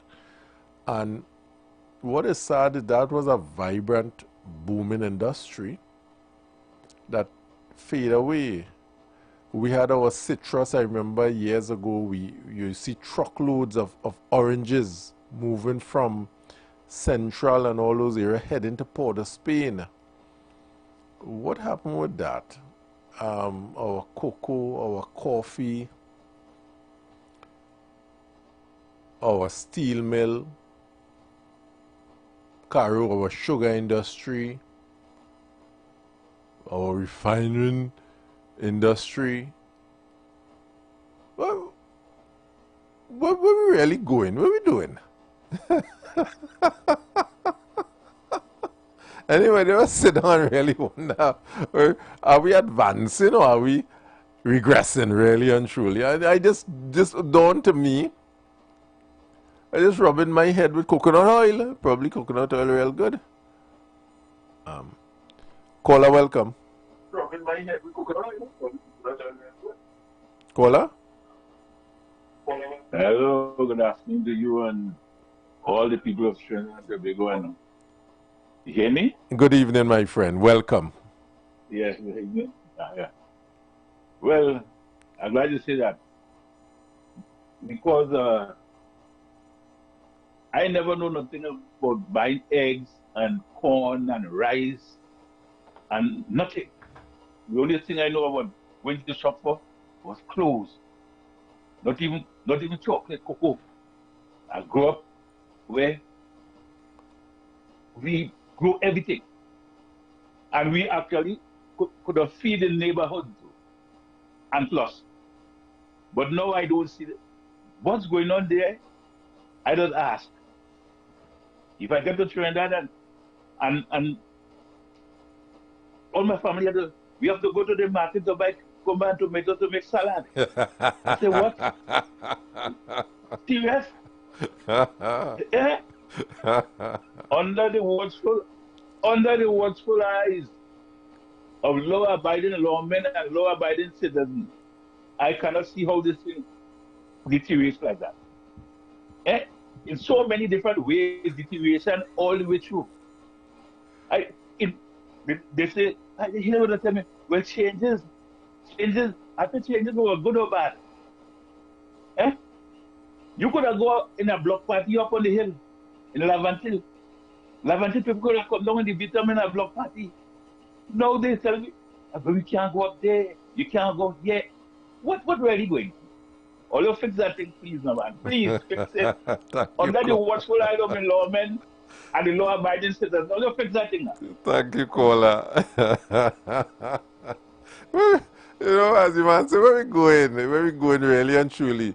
We get distracted with the what we call the upcoming episodes and so forth, not realizing there's a real good movie that we now walk out of the cinema and went in the next one that really taking us nowhere. Where our industries of yesteryear that added so much positive value to our communities and so forth, are we progressing as a society? I mean, I don't want to reach out yet to what is happening in other communities. We import bananas from other islands, and we say, well, the soil is and the breeze, but we didn't have to do it a long time. But suddenly it shifted that Dominica have to send bananas to Trinidad. We do have plant bananas. Dashing and all these things coming in. All of these things is how we have to really stop and pivot. And caller, welcome. Well, good afternoon. I'll make me go and take out my phone from charging. That's a good thing, man. You know what I say in my mind when you're talking there? I say in my mind, like, rain stop falling now. The kind of rain we get in today is not the rain we get when I was young. Everybody, every little boy in the area had a little garden. Your mother washing vegetable and she chose the thing outside. Yes. Tomato tree going up there. Yeah. Okra tree. Lemon tree. Yeah. We taking it and transplanting it and all this sort of thing. I see the selling silk fig. Silk fig is Mr. Silk fig in the market. Is where it comes from? Boy, didn't you say that? That was a pig. Yeah. What happened? We have a culture change. Everybody start to go abroad, what we call it, and we come back with the thing from abroad. So we want the food from America, and we want romaine lettuce. We want romaine lettuce. Yeah. Yes, we want a local lettuce. We stop planting. We have to go back to the ground. We have to go back there. I'm sitting here and I'm enjoying this discussion.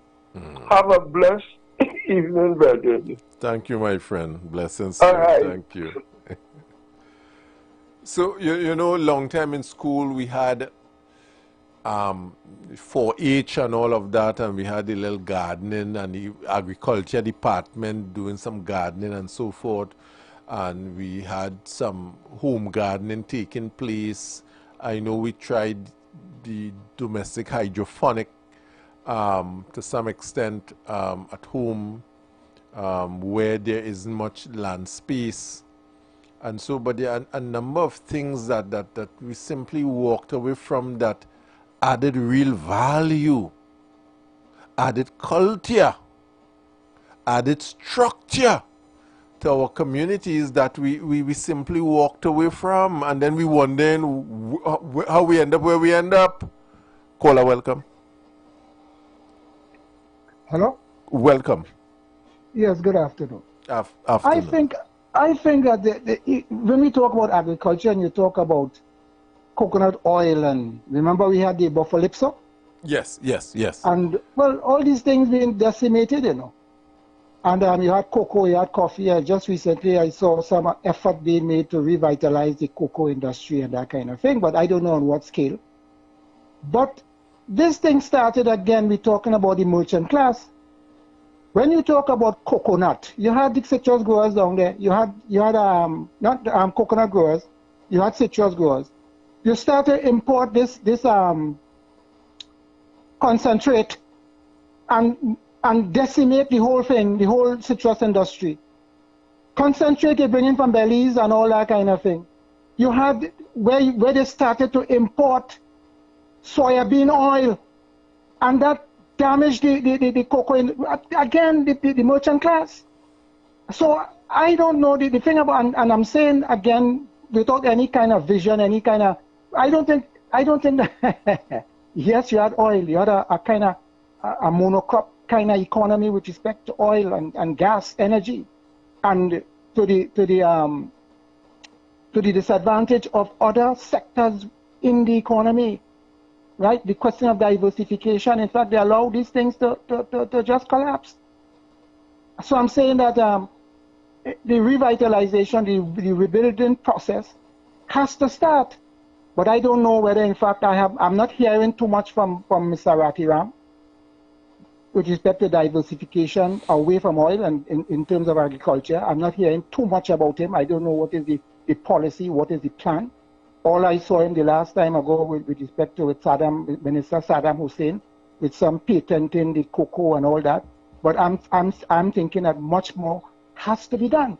And if you look at places like Diego Martin and all, they have good soil down there. You have soil in Chaguaramas, and you have to make use of it. I think somewhere in the late 90s, you had some project down in Chaguaramas with respect to, I think was cocoa or what, not cocoa, but nutmeg or whatever it is down there they were doing. I think the late Daphne Phillip, she had developed that, and then some prime minister come and who was a minister of agriculture come and close it down. So I don't know if we're really serious about agriculture, but I'm saying that if this, and that is why I'm saying, if this government does not make the kind of impact that is warranted in this country, couple smoke we pipe. Because I am saying that we can't go on this way, because where are we going? So in terms of agriculture, what I'm saying is this, is that I await the policy, the plan of action by the Minister of Agriculture with respect to what he's going to do with agriculture. And so I await that with bated breath. All right. Right? I'm hopeful, but I am not too, you know, I don't. You're not too optimistic. You're not too optimistic, yeah. Well, yeah, but because I'm not seeing, if you're going to start, you have to start with, you have to tell people, if you go in communities, because a gentleman spoke about backyard garden. I remember growing up as a young boy, people had the garden behind the house, the pumpkin, and they had okras, they had all these things people were reaping. You had people who were working in industry, working more in the Chaguaramas area, they used to go around and work. And when they leave work 3 o'clock, who works up to 7 to 3 or whatnot, they go in the garden. You had people bringing down peas and all. Now you go to Marcy and those places, you can't get, and nobody, the young people are not involved in it. So you have to stimulate agriculture within the communities itself. That's another thing you have to do. You have a lot of land, arable lands, that are not utilized. And what is the plan? I remember when they talk about agriculture, you have a mobilization, a kind of a sensitization of the population with respect to the agriculture and the need to become involved in agriculture. I am not hearing it. I'm not hearing people on the radio. We talk about buy local. I am not hearing these things because, again, the forex being limited. All this, the drive, and you have to push it. You have to put it in the, educate the people. You have to be with them. You have to urge them on. I'm not seeing that. Thank you, Mr. Yeah. Yeah. You see, one argument, as someone talk about the trader, is big countries have what we call economies of scale. So they will produce in mechanized farms out there, and farmers in some of these countries are subsidized by the government. There are some subsidies, and then they dump in third world countries like us. So when our farmer who have to import all his chemicals and what have you, have to import his equipment and everything, try to plant 2 tomatoes, and the man in the US who's being subsidized plant 2 tomatoes, he can't come. Oh, caller, come back. Sorry, I miss you. Yeah, he can't compete. And then we started to say, well, the imported one cheaper, not realizing to our detriment, trying to save $2 will cost us $20 in the long run, really and truly. And that is how we have to reimagine purchasing in our, yeah. Caller, welcome. Yes, good afternoon, brothers. No. Evening. Yeah, I just want to support the last caller. Just want to support the last caller. But you see, we all, as adults, have that role to play. And the direction we go is the direction the younger ones will follow. Agreed. And we continue to talk about crying, gardening, but what is the radio? What kind of music are they playing? When last had some radio, I think it's if you want to maybe Caller, something happening with your radio, your radio telephone there. Some feedback we getting. I don't know why. I hear you now. You're clear up now. Okay. We need to everybody taking in step, and we will get somewhere. What I would have liked to hear or see is some of these constructive programs that goes on during the weekdays extend onto the weekend, get some of the younger people involved, and let us start with the songs that we play, the shows that we watch, and the things that we do and so on, and really make some headway into building a better nation. Because I think when I listen to us callers, we have some bright ideas. We have some bright ideas. I can share some cane if somebody has done some cane plan. I might be able to share some cane if somebody wants some cane plan or some coffee plants. And we can all exchange the Tiwagat, the Timawi, the Savapit, and we could have a nice morning. I like it, I'm going to leave room for somebody else. Thank you, my friend. So yeah. So we have to look back and not be caller, welcome. Yeah, man. One thing I like about you, you just entertain callers.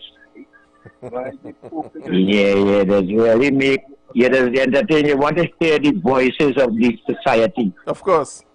Which is very important. It's so important. I bless you up tonight, and I wish everybody here that blessings I gave you this evening, because plenty of them out there, when they come to talk, like they only want to talk about their business, and their business doesn't really help out plenty people who want to talk, who want to hear about our business. So true. It's a reality, my brother. I appreciate it this evening. I come in about 4 times and you give me privilege to say, and I ain't going to stay long because I want them to go say what I have to say and go. Right? And in the conversation coming up there lately, I want to stem it now to bring it to we society, to we country. We inherit a free for all. I want to put it that way in what I understand about my life here. We come out, who is indentured and who is slave. Let me put it one side, but let me still keep it in understanding to realize that the problem here is not a matter of what we think we should do. but is what eventually happened for us to do. We own ourselves in a system of colonialism after slavery. We ain't own ourselves. What we gathered in the life that we are today is what we're trying to maintain in whatever respect that we could maintain to continue the survival. We, many of us out here, have to come to a serious realization that we need to change our society, not by the politicians we put up there. Because the politicians that we put up there, they've taken, and as far as I could realize, and many of us could, that they pick them out of us. In picking them out of us, they take status. When they get status, they refuse in themselves to come back to us to bring what we desire. Not that we put them there, but they was taken out of us. So they don't care about what we desire, but what they achieve eventually. Now, I will make some statements, put it in record, and recognize what I'm saying. Good point. That when somebody takes status, they don't care about you after when they are in their status. Many of us, and many of who coming up on the radio to talk, they're talking, and plenty of elites and academics, who I am not, plenty of them come to talk the self-consciousness, living out the reality of 1.4 or less than, a little less than 4 million people who are not in their category. So then we only have a few, like, you know, the 1%, who really controlling the 99%. Well, we have a few in our society who get represented, and they're like 1% who controlling the majority. So there are plenty of who play the academic are calling up all like some names I'm going to call if I want to call them. I won't call them. They have to know this. Coming to keep up massa system. But I am the grassroots, and I am the grassroots talking to the 99% and don't care what. But all your capitalism now here who don't care about me. And I said, I want a revolutionist. That only don't know me, only may not know me. But what I'm talking is the reality that all the capitalists have to wake up, because my consciousness is capitalism and slavery. And I am the slave. All they got to make up on them and that we come in for all capitalism. I don't know what some doing up there will come in for you too. But the poor come in for the rich eventually. I will close it there because I live starting to understand what the poor man thinking. And the hearing it. We come in because we need to live like all you. Or somehow live to what to live in. My brother, thanks for the privilege. I like and give me a privilege like different to others who don't want nobody else to talk, but them alone must talk. Blessings. The poor man needs to talk. Thank you. We have to understand how we hold ourselves and each other accountable for our actions to a large extent. But caller, welcome. Yes, I again. What I think we should do as the government, the people supposed to be re-educated. If you look and you see everybody most of the people who build in the house, they build big house and we pave the whole yard, we concrete the whole yard. We need a little place to joke a little tomato bygone. What we also do, we cut down big trees, fruit trees, and trees will take so long to grow up. To feed us, we'll cut down a mango tree, cut down a breadfruit tree. I think the government should put laws in place that you need a license to cut down fruit trees. And if you cut down a fruit tree, let's say you're going to build a house and you have to cut off the fruit tree there, you get the license, you cut it, you put back one in a different place. So you put two for that. So that we, the next generation to come, would not starve. We are paving the way to starve the generation coming. Because we used to feed ourselves in Trinidad here, but we hardly feed ourselves. Tobago depending on Trinidad to feed them. My mother from Tobago was from Tobago. My father from Guinea, but I was born in Trinidad here. You go to Tobago, you're getting food, or everybody in Tobago planting. You go Grenada, well, Grenada, they still planting, everybody in Grenada planting. In Trinidad, everybody in Trinidad planting. Right now, we become so sophisticated in Trinidad, we concreting everything. And the space for us to get natural food without chemicals. We put it under concrete and we go and we buy the chemical food that comes down. So we need a re-education, a re-educating of the younger one, of the adults and the younger one. And I see all schools from primary school to university, agriculture, because we must eat. And our cells, we are made up of cells. And what you give the cells, it will tell what type of person you will be. Either you'll be healthy or you'll be sick. Thank you again for this opportunity. Welcome. Now the bigger picture to the pavilion, what I'm looking at is how we give up our independence to a large extent. I say all of that to really come down and I juxtapose it to giving up of your independence, because once you put yourself in a dependency mode, then crap will smoke your pipe. So we had a level of independence when it comes to a number of things, be it fuel, be it steel, be it agriculture, sugarcane, be it buffalipso, be it citrus, be it copra. But then we close it down. And then we put ourselves in a dependency role. Let me tell you something. I ain't say it yet, but I'm going to say it now because I'm hoping somebody would have mentioned it. Everybody looking at oil prices going up, right? $100 a barrel and it going up. Only have to remember something. We import all our fuel, you know, except natural gas. All our liquid fuel, aviation fuel, diesel, gasoline, we import it, you know. And it is refined by a refinery that is paying a higher price for crude oil.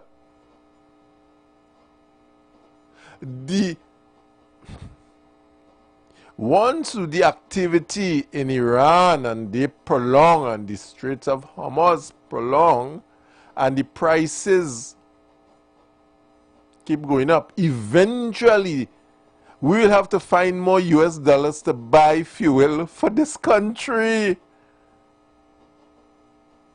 Independence I'm getting at.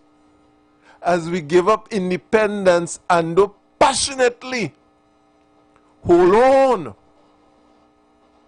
or appreciate or respect the importance of independence, well, one-eyed man will be king in blind man land. Eventually, you will hear gas price going up in Trinidad. Eventually, once the activity in the Middle East continue and gas, yes, we might be making a little more, $40 more on the crude.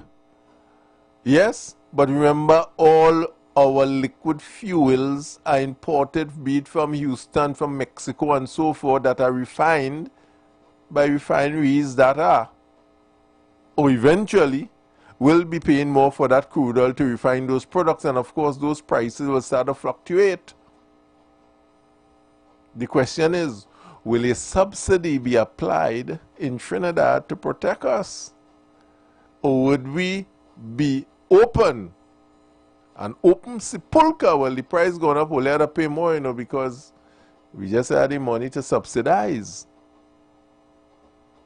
So yes, wanting the war and so forth, we had to look at long-term repercussion and how it impacts on this economy on the long term.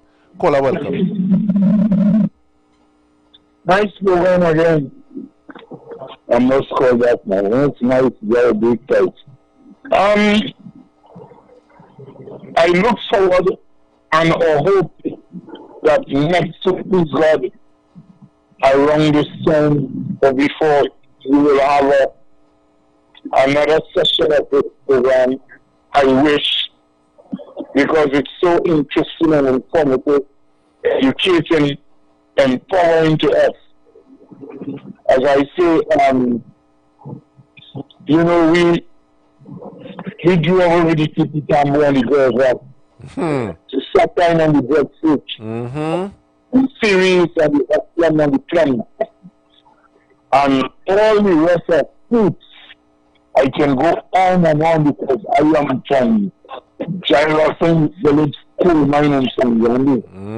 Good place, good place, good place. The Quado and the peas and plum rose and Tapodella and Kashima and Palmate, and I can go on and on. But we have that is the one who pushed the Creator out. We adults is the one who I would blame for this situation as it is now. Cutting down shut and two with that fruit is over tree. And the younger ones doesn't even know where that fruit comes from. But more than that, I like the program. I don't know, my friend, what send you this direction, and I wish that you would seek this Lord. I would be left on and listening to see a continuation of this program so that we can all be encouraged. I look forward to you lending an ear to this program. I do look forward, my friend. Have a blessed one. Yes, mother. Yep.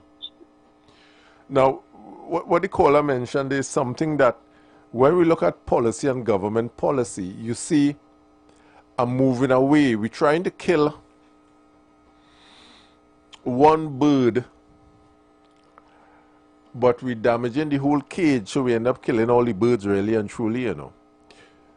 When we'll take our is arable the word we use in agriculture, land that could really produce food to feed our country and give us that independence. We build houses spread out. Nothing wrong with building houses or home. I should do building homes for people, you know. But in looking at creating the balance in terms of the food basket and creating homes for people to live in, we have to look at the types of development. In some area, we look at more spatial development, where we build up. So we have to look at, okay, what is our land mass? And look at our land use policy. I know we have one. I know if people looked at the land use policy, when we start using that prime piece of sweet land, Caroni land where you had agriculture on and start putting houses on it, it tells me that we drift, or somebody drift. Somebody drift somewhere. And then we use these, I call it sweet soil, to spread houses and not look at more spatial development where we have that land that could really produce. Tells me we missed the ball in terms of our development ethos. Now, our food import bill in this country is around $1 billion a year in food we import. The 1.3 million people, you know, I say a little over $7 billion TT dollars we spend on the importation of food for 1.3 million persons in this country and so forth. And we had to ask ourselves, how do we reset from sending out $1 billion that we don't have? People trying to struggle to get a little 200 US to send to the child to do some education thing away and so forth, some medical thing. You're struggling to get a $400 in the bank. But yet we import over $1 billion in food annually. When we have all these opportunity in terms of our land space that we can revisit, reimagine, and rethink, and retool our community, our schools,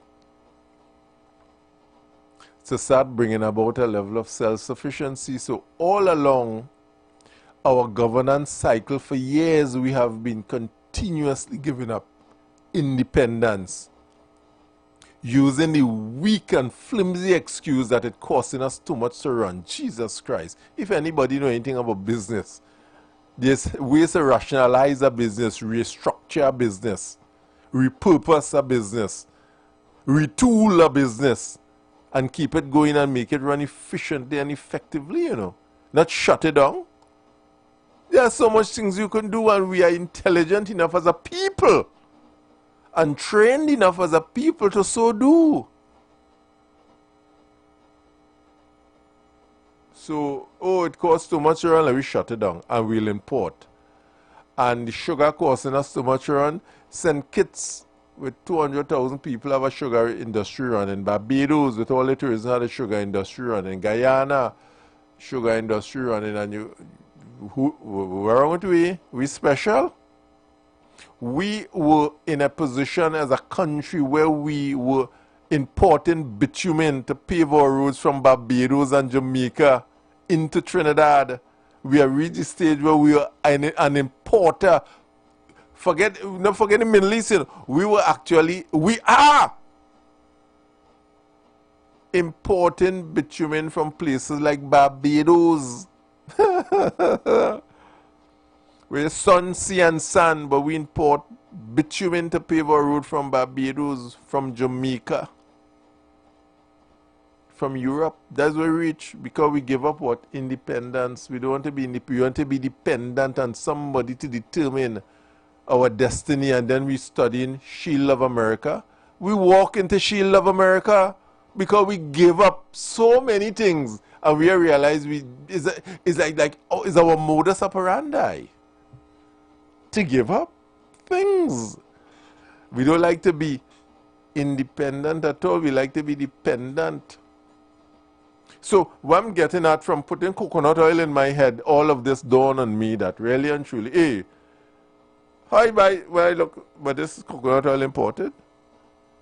Hey, what they call the Roman lettuce, you had to bring in lettuce. You tell me we can't buy lettuce, we can't plant lettuce in Trinidad, that we had to bring lettuce from away and so forth. The banana from Dominica, we can plant some banana in Trinidad as the case may be. Or we shut down the sugarcane factory, the Balypso gone, the citrus gone. You know, normally carnival time, if anybody go back carnival time yesterday, nearly every corner is them fellas with a little kind of funny thing turning it so and peeling oranges. You know, orange all over the place for carnival. If there's one thing you could have see for carnival is peas and orange. Go back, reflect. How much peas and orange you'll see for this carnival? Independence, we keep giving it up. And then we wonder, oh, America, of course America could come because we practice giving up independence. So when you give it up, somebody will come and take it. The fuel price will go up. Once the activity in the Middle East continue, eventually, knock, knock, knock on your door, fuel price will be what it is. Presently, no more. We have to be mindful how we keep giving up as a people things that are dear to us. Listen, if you have to pay $2 more for tomatoes than bringing in tomatoes, pay $2 more and protect your independence. The money stays right here, it circulates right here. You don't have to send a forex outside. And then you're bringing in apples, and then they're talking about the apples have a coating on it. If you see the 4, when you look at the number on the apple, if you see 4, it starts with 4, it have a wax on it. And we, Food and Drug allowing that to come in the country, we serious? We were apple so bad that the apple have wax on it. You put the apple on the counter and 2 months after you go back and the apple stand up, same one watching you. And we comfortable that give up the independence. We were apple bad, that we did apple with wax on it. So we do all of these basic give up thing and then we complain about She Love America. She Love America will happen, and that is just the beginning of the things that will happen to us once you continue giving up your independence.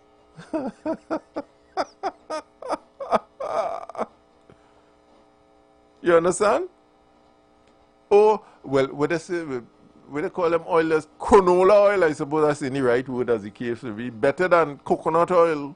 For years, we parents using coconut oil, and everybody cooking with coconut oil and greasing with foot with coconut oil, frying bake with coconut oil, and in the back, they heat up and they make cold press and they boil the thing and they separate and they have the coconut oil, and everybody happy like papi and we living healthy and nice. Suddenly, coconut oil is good. And because some fella want to bring in some other oil, so you say this is good, and we just jump on the bandwagon and give up with independence and start bringing in his oil now. Caller, welcome.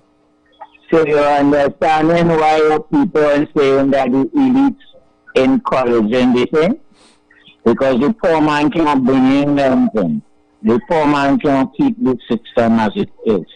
That's why for a long time, I even make consciousness saying that we have to take over the system. But being the slaves that we are as the programmers to be, we're not standing up against capitalism.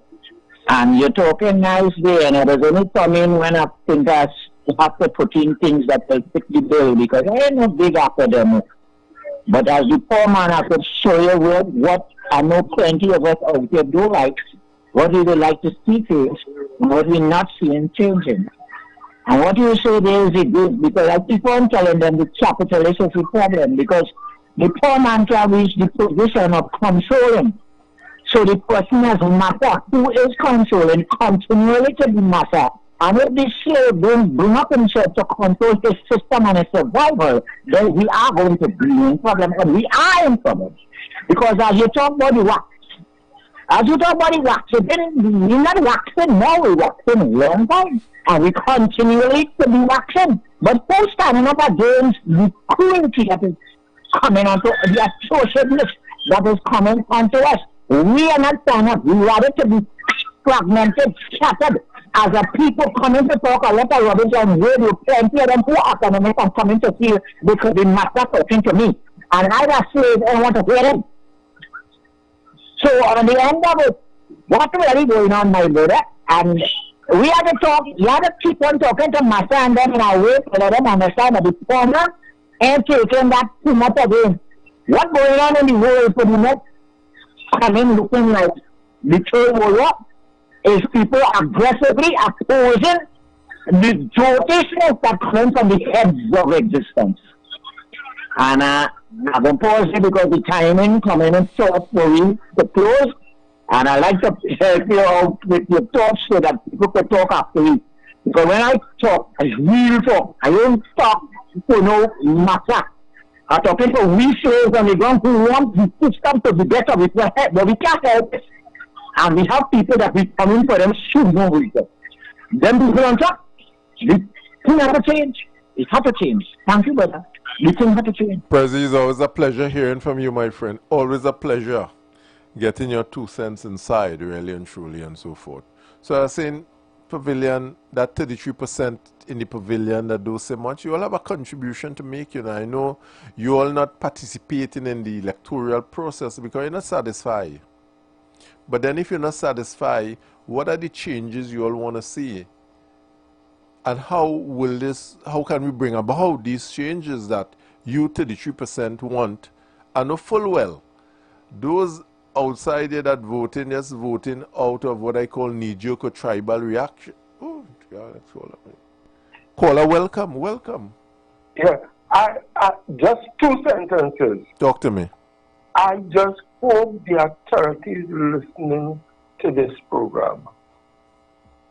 And I hope the Minister of Agriculture, the Minister of Finance, and the Minister of Consumer Affairs listening to this program. Thank you very much. Welcome.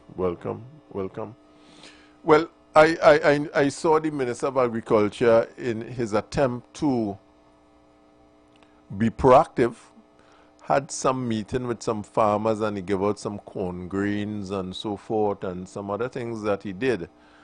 I don't know what is the policy position of the ministry and by extension the cabinet on stimulating the agriculture sector. I haven't seen a policy position paper on agriculture by this administration or this minister thus far. So I don't know where to jump in, because you see, as one caller say, a policy position and a policy position paper helps when it's elucidated, help the population to jump on board, and we know where to jump on board to lend assistance because we know where you're going.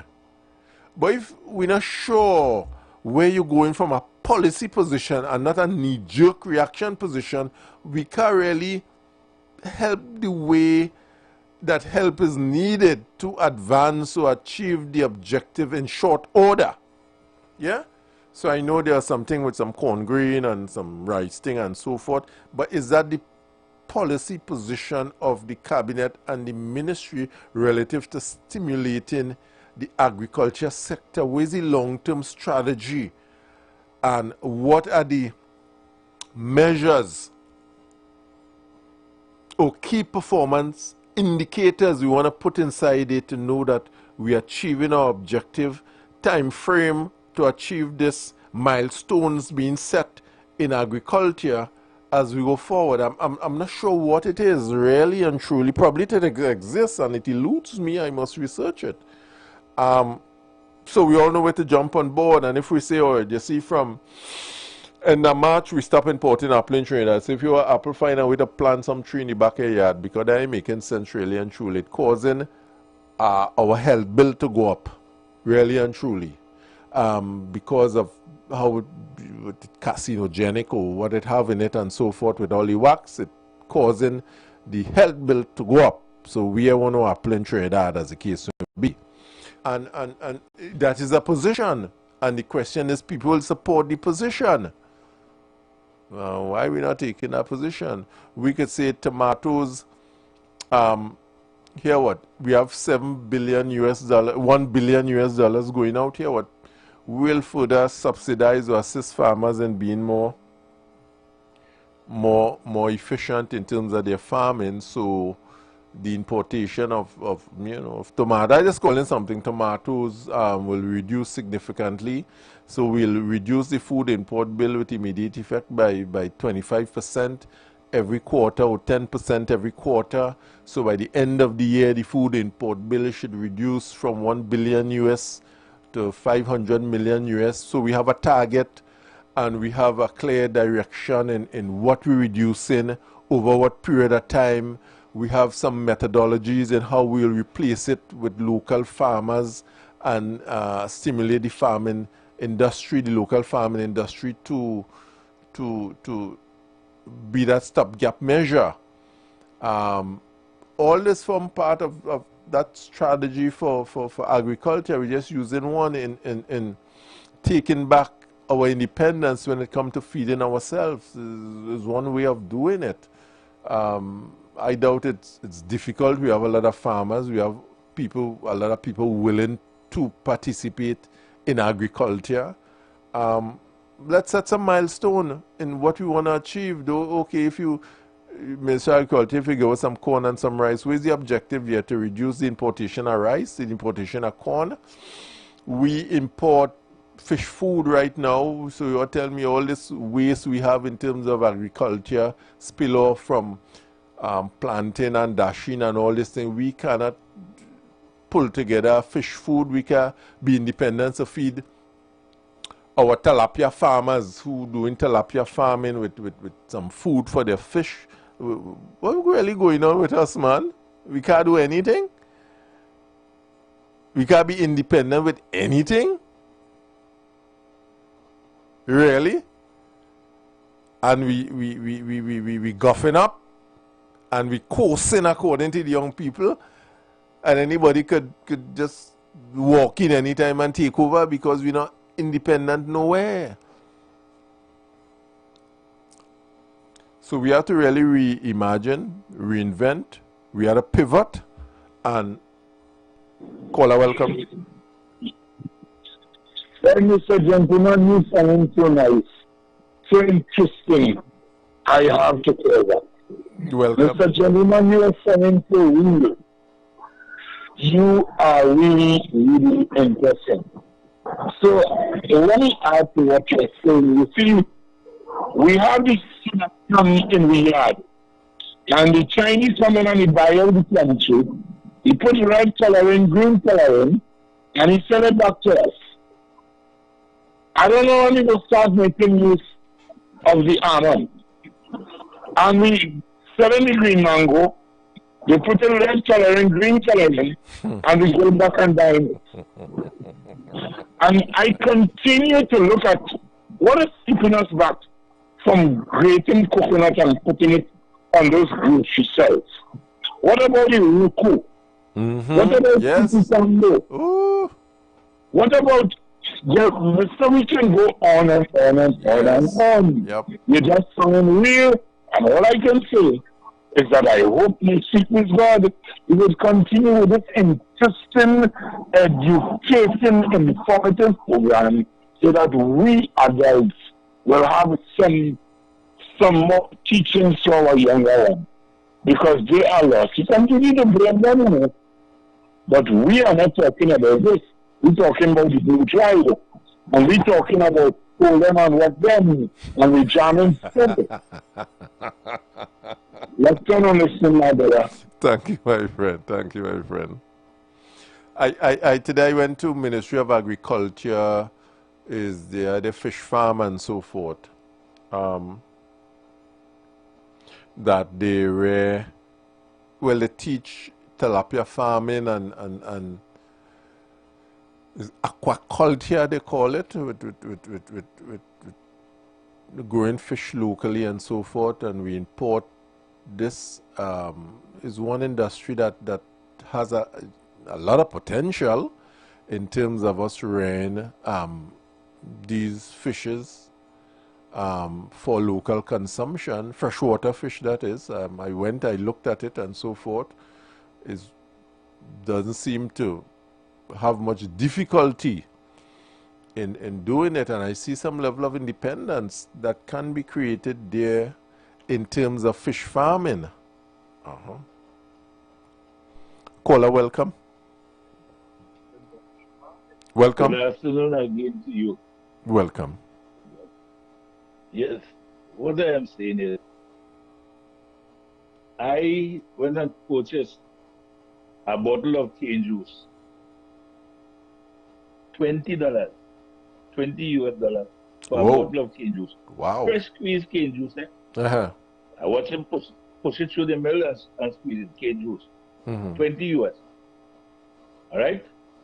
But I decided to make a sweet bread, but I decided to put sugar. I decided to knead the flour and the raisin with cane juice. So for the experiment. It turned out to be very great anyhow. It turned out to be nice. Yes. But like I said, the dog have to eat, the fowl have to eat, the doctor have to eat, the judge have to eat, the prisoners have to eat. So we see where agriculture is all about. So you could never fail with that. So true, caller. So true. Everything living have to eat, must eat. Yeah? And they want it organic. Later. Thank you. Well, we winding down callers in the pavilion. Tomorrow, God willing, health and strength, we will engage. I'll be looking at CARICOM. I'll be looking at the agriculture sector in the whole of the CARICOM and how it relates to each other and how the added value that can be realized with CARICOM working on certain fronts. I look at the origin of CARICOM, why it exists and the purpose, and are we achieving that real long-term purpose of CARICOM and so forth. So as we close for this afternoon. I thank all the callers who participated, who was with me this afternoon on this journey of reimagining our economy and creating our independence, retaking our independence. I thank you all for sharing this 3 hours with me, and I really look forward to us having more conversation tomorrow as we, on the Third Empire, close off for this afternoon. Today as Empire, I know you're on business of state, and I wish you all a very, very pleasant evening. So good afternoon, everyone, and tomorrow, please God, we continue this discussion, which is positive, fulfilling, and we repivot and realign and reimagine. I say good afternoon. You've got bills to pay, and so do we. Let's go pay some bills on the street 919 FM.